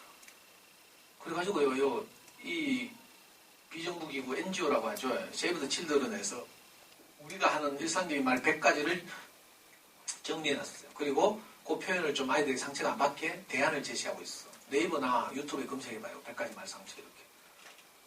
제가 이렇게 이런 게 있으면 참 좋았을 텐데 저는 막 너무 천연적이고 거칠어서 이렇게 못했죠. 근데 다행히 저는 좋은 어린 책을 많이 읽어줬기 때문에 그걸 보완할 수 있었어. 그래가지고 내가 맨날 애 공부시킬 때 발로 차고 이랬는데 어떻게 좋은 아빠로 소문이 났다. 그래가지고 제가 토요 아침마당 출연했잖아요. 대구 토요 아침마당 요즘도 하나 몰라. 우리가 고등학교 때 출연 제의가 왔어. 애가 출연하겠대 같이. 근데 가만히 생각하더니 녹화 직전 날 있잖아요. 애가 빵 굴렸잖아. 쪽팔려서 못 나가겠다. 그래 한숨이 저 혼자 나갔어. 1시간 녹화를 했는데 아나운서가 저한테 가네. 녹화방송 보실 아드님한테 마지막으로 한 말씀 하시라 하대. 그때 제가 정말 진심을 담아서 유언하듯이 말했잖아요. 지금도 기억나요. 사랑하는 내 아들아, 아빠는 어떤 경우에도 너를 사랑한다. 그리고 네가 어떤 길을 가든지 아빠는 너를 응원하고 지지할 것이다. 오늘 아빠가 한 말은 네가 앞으로 살 동안 절대 잊지 않았으면 좋겠다. 내가 유언했다니까 그때. 우리 아버지가 38살 돌아가셨거든요. 저도 늘 그게 트라우마가 있어가지고 아이 곁을 일찍 떠날 것 같은 불안한 느낌이 늘 들어가지고요. 애한테 책 읽어줄 때도 아빠의 죽음에 관한 책 진짜 많이 읽어줬어. 아빠 죽고 나서도 꿋꿋하게 잘 살라고. 그날 내가 그렇게 유언했잖아. 토요일날. 고등학교 1학년 때. 그 토요 아침마당에 나와서. 그게 내 진심이었어요. 옛날에 못 그랬어. 네가 100점 받으면 아빠는 너를 사랑하고 한 개라도 틀리면 네 뒤진다. 내가 이런 마음. 근데 저도 점점 아이와 함께 자라났죠. 엄마들은 동네 언니들이 간다. 애 키우는 거 도 닦는 거야 하면서 살이 나온대 하면서. 그게 아니고요. 애 키우는 일은 너무 행복한 일이에요. 아이와 함께 우리도 성숙해 갈 거예요. 육신적으로 생물학적으로 늙어가죠. 이제 딱 40 대부분 넘었거나 뭐 이제 40 가까이 되지. 살짝 막 정말 현실 같지 않죠. 저도 지금 제 나이가 현실 같지 않다니까. 근데 어떤 일이 벌어진 줄 알아요? 생물학적으로 우리가 늙어가지만 인격적으로는 우리가 성숙해 갈 거야. 성숙하지 않으면 애들이 우리를 답답하다 해요. 뭐라 해요? 요즘 우리의 말로 틀딱이라 하네. 대구 할배들 뭐 틀딱이라 하냐. 틀리 딱딱거린다고. 보수적이고 앞뒤 꽉 막혀서 아이들하고 소통이 안 되는 이런 어른들을 보고 부드럽게 말하면 선비랗게 맨날 맞는 말만 한다. 심지어는 애들 인터넷 언어로 하면 욕같이 십선비익한다니까. 정말 짜증나는 선비 맞는 말 한다고 어른들이. 더 심하면 틀딱이라 한다니까. 근데 자기들 마음을 알아주고 소통하면 이야기가 달라지죠. 저는 수많은 실패를 했지만 아이와 함께 성장했어요. 그래가지고 마침내 우리가 고등학교 1학년 때는 그렇게 말하기로 했죠. 제가 우리 아이 고등학교 이후로 가장 많이 한 말은 아빠는 어떤 경우에도 너를 사랑한다 이 말이에요. 그래가지고 지금 우리 애가 29인데 지금도요. 돈이 필요하면 엄마한테 카톡하고 격려가 필요하면 저한테 카톡하고 이런다니까. 이 우리의 수능 성적표 인증샷. 시간이 없어 가야 되니까 그냥 넘기죠. 진짜 제가 드리고 싶은 말씀이 있는데 이건 뭔가 하면 도서관에 가서 어떤 어린이 책을 빌리는 것이 좋은가 이걸 소개하고 싶은데요. 시간이 없어. 혹시 아까 수능 성적표? 이거 엄마들 봐도 모르죠? 그래도 전국에서 한 250등 성적표예요. 잘했죠? 이런 성적표 보기 힘들어. 자, 사실은 제가 시간이 있으면 30분 동안 도서관에 가서 어떻게 하면 좋은 어린이책을 어떤 방식으로 빌릴까 이걸 소개하고 싶었거든요. 근데 시간이 없어가지고 생략하니까 혹시 그 부분이 필요하시면 다음 카페 대구 부모교육연구소 오시면요. 제가 다른 학교에서 시간이 넉넉한 학교에서 강의한 강의 동영상이 많이 있어요. 그리고 우리 연구소에서는 매주 금요일마다 제가 일주일에 한 권씩 책을 정해가지고 엄마들한테 직접 읽어드리고 세계적인 그림책들을 선택해서 읽어드리고 거기서 무엇을 건져서 아이들과 나눌까 이런 강의를 하거든요. 그 강의 동영상이 전부 녹화돼가지고 다음 카페 대구 부모교육연구소 올라가면 다 있어요.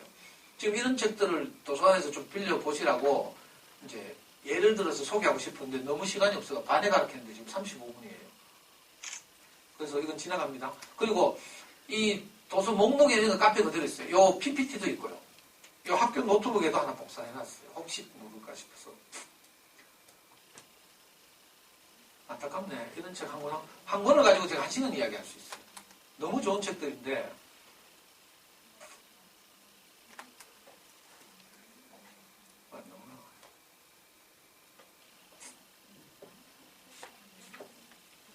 자, 마지막 인증샷 하고 마치겠습니다. 우리 애가요, 2해 전에 대학교 4학년 때 저한테 갑자기 카톡이 왔어요. 아빠 수저 뭐야? 하더라고. 그래, 흑수저지 하니까 그러면 나는 조선을 탈출해야 되겠네 하네. 그때 무슨 일이 있었는가 하면 최순실 사태가 터졌어. 2, 3년 전에. 그래가지고 금수저가 부정으로 막 취직하고 대학 가고 막 이런 일이 있었죠. 그때 젊은 청년들이 우리나라를 헬조선이라고 불렀어요. 지옥 같다고 막. 금수저가 있어야 출세하고 이러니까. 그리고 우리 애도 수저를 확인하더니 아빠 흑수저다 하니까 그럼 난 조선을 탈출해야 되겠네 하면서. 갑자기 대학교 4학년 때 일본어 공부를 막 벼락치기 하더니 일본 회사에 취직이 나갔어요. 도쿄에. 가가지고 2년 동안 일본에 살면서 아주 좋은 대우를 받았죠. 뭐 일본어 원어민 고액과에 100만 원짜리도 공짜로 붙여주고요. 그 아파트도 주고요.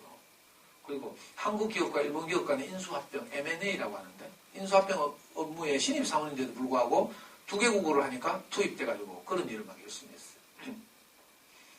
그래서 저는 잘 됐다 하면서 이제 엄마하고 같은 방 안 쓰고 네 방 내가 쓸게 하면서 우리 와이프하고 한 방 써보니까 너무 불편해서 못 살겠다. 우리 와이프는요 병이 하나 있는데 그게 뭐잖아요. 평면을 그냥 못 두고 보는 병이 있어. 평평한 면만 있으면 거기에 물건을 주섬주섬 쌓아 올려야 돼. 저는요 성격이 깔끔해가지고 제자리에 탁탁탁 놔야 되거든. 근데 우리 와이프는 뭐 모든 책 던져놓고요 뭐 옷 아무거나 뭐 나중에 또 입을 거라서 그거 얼려놓는다 하네. 그럼 옷장은 왜 있는지 몰라. 그래가지고 평면이 막 계속 뭐가 쌓여 정신 사나워가 내 같이 못 살겠어. 그리고 우리 애 일본 가고 난 다음에 제가 우리 애 방 샀잖아. 아까 그 메달도 그때 찾은 거예요. 깜빡 잊고 있다가. 근데 우리 애가 그 회사에 딱 1년을 근무하더니 지가 언어를 잘해가지고 2기업 간 사고 파는 일에 종사하니까 메신저 역할은 잘하는데 문제는 이거 돈이 크자 덩치가 크잖아. 그러니까 가장 중요한 건 일본 로펌의 자문을 받아야 되는 거야. 법률적 조언을 받아서 이 업무를 처리해야 되는 거야. 그때 우리 애가 뭘 하나 깨달았어요. 언어만 잘하는 것은 메신저 역할에 불과하고 전문 지식이 필요하고. 그래가지고 1년 만에 사표 내고 작년 5월달에 귀국했어. 아빠 나 로스쿨 갈래 하면서. 작년 5월달에 귀국해가지고 작년 7월달에 로스쿨 가는데 가장 중요한 시험을 쳤어. 그게 뭔가 법학 적성 시험. 이걸 영어로 리트라고 불러요. 저도 그렇고 아이도 그렇고 걱정을 많이 했죠. 왜냐하면 우리 아이도 보통 아이들처럼 고등학교 이후로는 책을 읽은 적이 별로 없거든. 고등학교 이후로는 입시한이라고 스카이 가야 되니까 대학 들어가서는 맨날 홍대 놀러 가더라. 홍대 클럽이 많대. 그리고 연구하다 2학년 때는 군대 갔어요. 군대 가서 2년 또 지나고 나서 전역했죠. 그러니까 24살, 25살 됐잖아. 복학해가지고는 취직 준비했어요. 특히 최근 2년은 일본어를 하고 살았어. 그러니까 우리말 제일기를 뭐 특별히 했다거나 이런 경험이 없죠. 평범했어. 근데 언제? 4살 때부터 중학교 2학년 때까지. 좋은 어린이책을 많이 읽었죠. 근데 최근에는 이제 이랬으니까 우리도 걱정을 했어. 저 시험을 칠 때. 젊은 청년들이, 대학을 학부를 졸업한 젊은 청년들이 법률가가 되려고 하면 반드시 이제 로스쿨을 가야 되죠. 그래서 문과최상위권 아이들 10,000명이 작년에 이 시험을 쳤는데 이 시험의 특징이 있어요. 먼저 알아요. 벼락치기를 할 수가 없어. 왜? 교과서가 없어요. 희한한 시험이죠. 웬만한 시험은 다 교재가 있잖아. 이 시험은요, 기출문제집밖에 없어. 왜? 판검사가 되고 가장 이제 논리적인 직업을 가진, 직업을 이렇게 얻으려고 하는 사람들이니까 벼락치기를 해서는 안 되는 거죠. 이 청년이 지금까지 어떻게 논리적 사고를 향상시키면서 살아왔는가를 평가하는 거야. 아주 간단해요. 과목도 2개밖에 없어. 첫째 과목은 언어 이해. 둘째 과목이 추리 논증. 이 2과목. 언어 이해 30문제. 추리 논증 40문제. 5월달에 귀국해가지고 7월달에 저 시험을 쳤어요. 근데 언어 이해에서 30문제 중에 27문제를 맞췄어. 문과 최상위권 10,000명이 시험을 쳤는데 그 중에서 99.6%. 추리 논증 40문제 중에 37문제를 맞췄어. 100분위로 99.2%. 합해서 10,000명 중에 9등 했어요. 별로 안 놀라네요. 뭐 그 정도는 당연한 거라 이거지. 우리는 깜짝 놀랐어요. 야, 어린 시절 책 읽기가 이거 평생 영향을 미친 건데 그걸 우리가 알았다니까. 단순히 어린 시절에 도서관 다니면서 좋은 어린 책 읽기가 이번 단원평가에서 한 문제 더 맞추고 뭐 이런 문제가 아니고 뭐 길게 봤을 때 우리 아이에게 평생 영향을 미치는 거야. 작년에 28이었거든. 근데 어린 시절 책 읽기가 지금도 영향을 미치고 있어. 아, 최근 2년 동안 일본어만 하고 왔는데도, 그죠? 이 가장 고난도의 시험에서 전국 9등을 했다니까. 그래가지고 올해 2월달에 서울대 로스쿨에 가 있어. 이 입학식 사진이에요. 그러니까 엄마들한테 내가 설득하고 싶어서 이 인증샷을 가지고 온 거라. 어린 시절에 도서관을 다니면서 좋은 어린이책을 빌려서 많이 읽어주고 이런 작업은, 그죠? 지금 학습지하고 이런 문제하고 차원이 달라. 제가 설득력이 좀 있어요. 길게 보고 아이들이 정말 포텐이 터지는 날이 온다니까. 잠재력이 발휘될 시기가 있어요. 아이들마다 이건 다 달라. 아이들 키워보면 키도요. 어떤 애는 5학년 때 쑥 자라. 어떤 애는 5학년 때 가만히 있다가 중학교 2학년 때 쑥 자라. 남자애들 좀 늦은 애들은 고등학교 때 쑥 자라있다고. 그렇죠?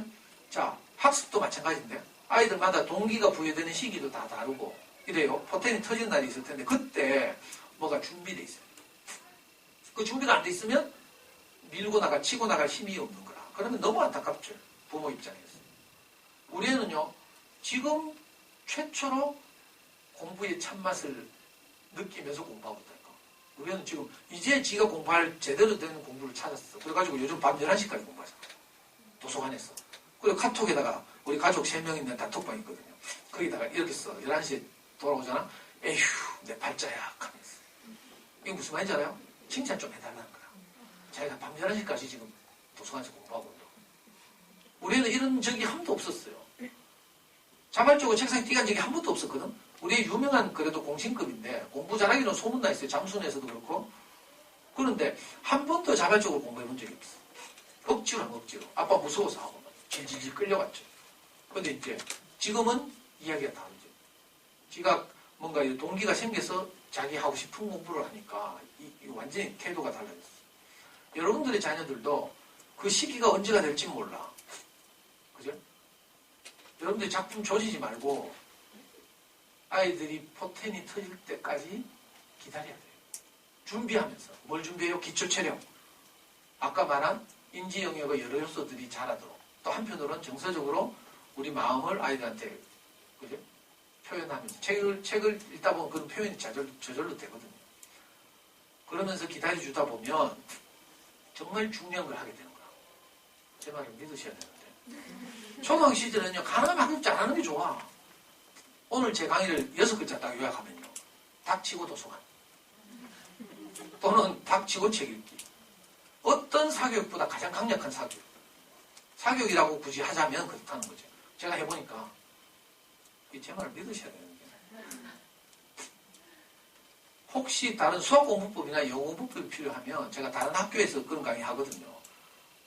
보통 이제 엄마들이 교육청에서는 작년에 불렀던 선생님 또 부르지 말아해. 왠 줄 알아요? 엄마들이 실증냈다. 했던 소리 또 한다고. 근데 어떤 학교에서는 저를 또 부른다. 그 대신 줌으로 하는 거죠. 내년에는 아이를 살리는 수학 공부 이야기 좀 해주세요. 이렇게 어머니들이 뭐 평가하죠, 나중에. 강의 평가할 때 강의 뭐 몇 점인지는 여러분들이 알아서 평가하시면 되고, 혹시라도, 그죠? 내년에 또 뭐 이렇게 듣고 싶다 이러면요, 그 관로에다 이렇게 써.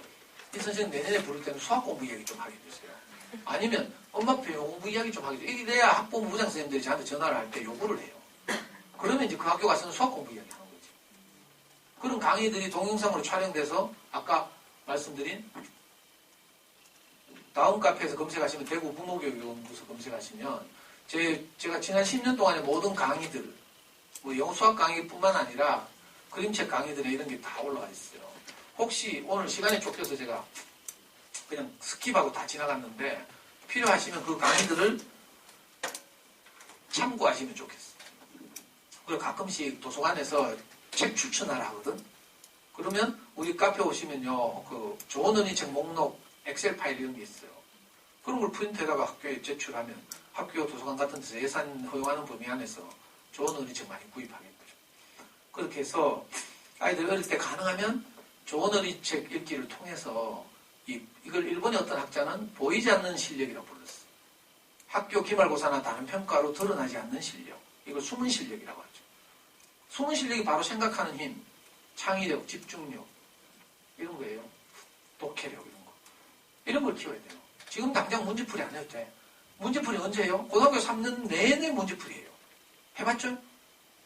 우리가 고등학교 가니까 3년 내 1년에 12번씩 시험 치더라. 모의고사 4번, 그리고 사설 모의고사 또 4번, 중간기말 1년에 12번의 시험을 쳐요. 그리고 그 시험 문제풀이 계속해. 지금도 메가스터디 이런 데 가보라니까 다 문제풀이에요. 문제 푸는 스킬은 고등학교 때 배워도 떡을 친다니까. 어릴 때는 뭐 해야 돼요? 기초 체력을 기르는 작업. 이걸 해야 되죠. 안 그러면 아무리 반바퀴 먼저 달려도 다 따라잡히게 돼 있어요. 아이를 키우는 일은 어쩌면 불안감과 싸우는 일이에요. 불안감이 지면 내가 옆집 옆편네처럼 해야 돼요. 불안하지만 그것과 싸워서 이기고 길게 보고 아이를 키워야 되죠. 아빠 아이디, 엄마 아이디, 아이 둘 아이디를 도서관에 등록하면 일주일에 40권의 책을 빌릴 수 있어요. 이거 완전 공짜지, 공짜. 돈 하나도 안 들어요. 제 마음이 잘 전달됐으면 좋겠고, 혹시 제가 오늘 거칠게 표현해서 상처받으신 동네 언니들 계시면 잊어버리시고요. 그죠? 비난하고 싶은 목적이 아니라 우리가 이제 그 아이를 키우는 일은 너무 이렇게 처음 하는 일이라서 어렵잖아요. 그래서 늘 불안하고, 또 아빠들은 우리 불안한 이 마음을 잘 모르고 아무도 내 마음을 몰라주고, 그죠? 아이라도 잘 키워서 아빠 밖에 나가서 수고하시는데 내가 도움이 되고 싶은데 이게 원대로 잘 안 되고 이래서 많이 속상하고 이렇죠. 조금이라도 위로가 되었으면 좋겠고, 도서관에 가서 아이들이 좋은 의식을 많이 읽어주면서 이 소중한 아이들 이 시기를 보냈으면 좋겠습니다. 이 귀한 시간 내서 잘 들어주셔서 감사합니다. 마치겠습니다.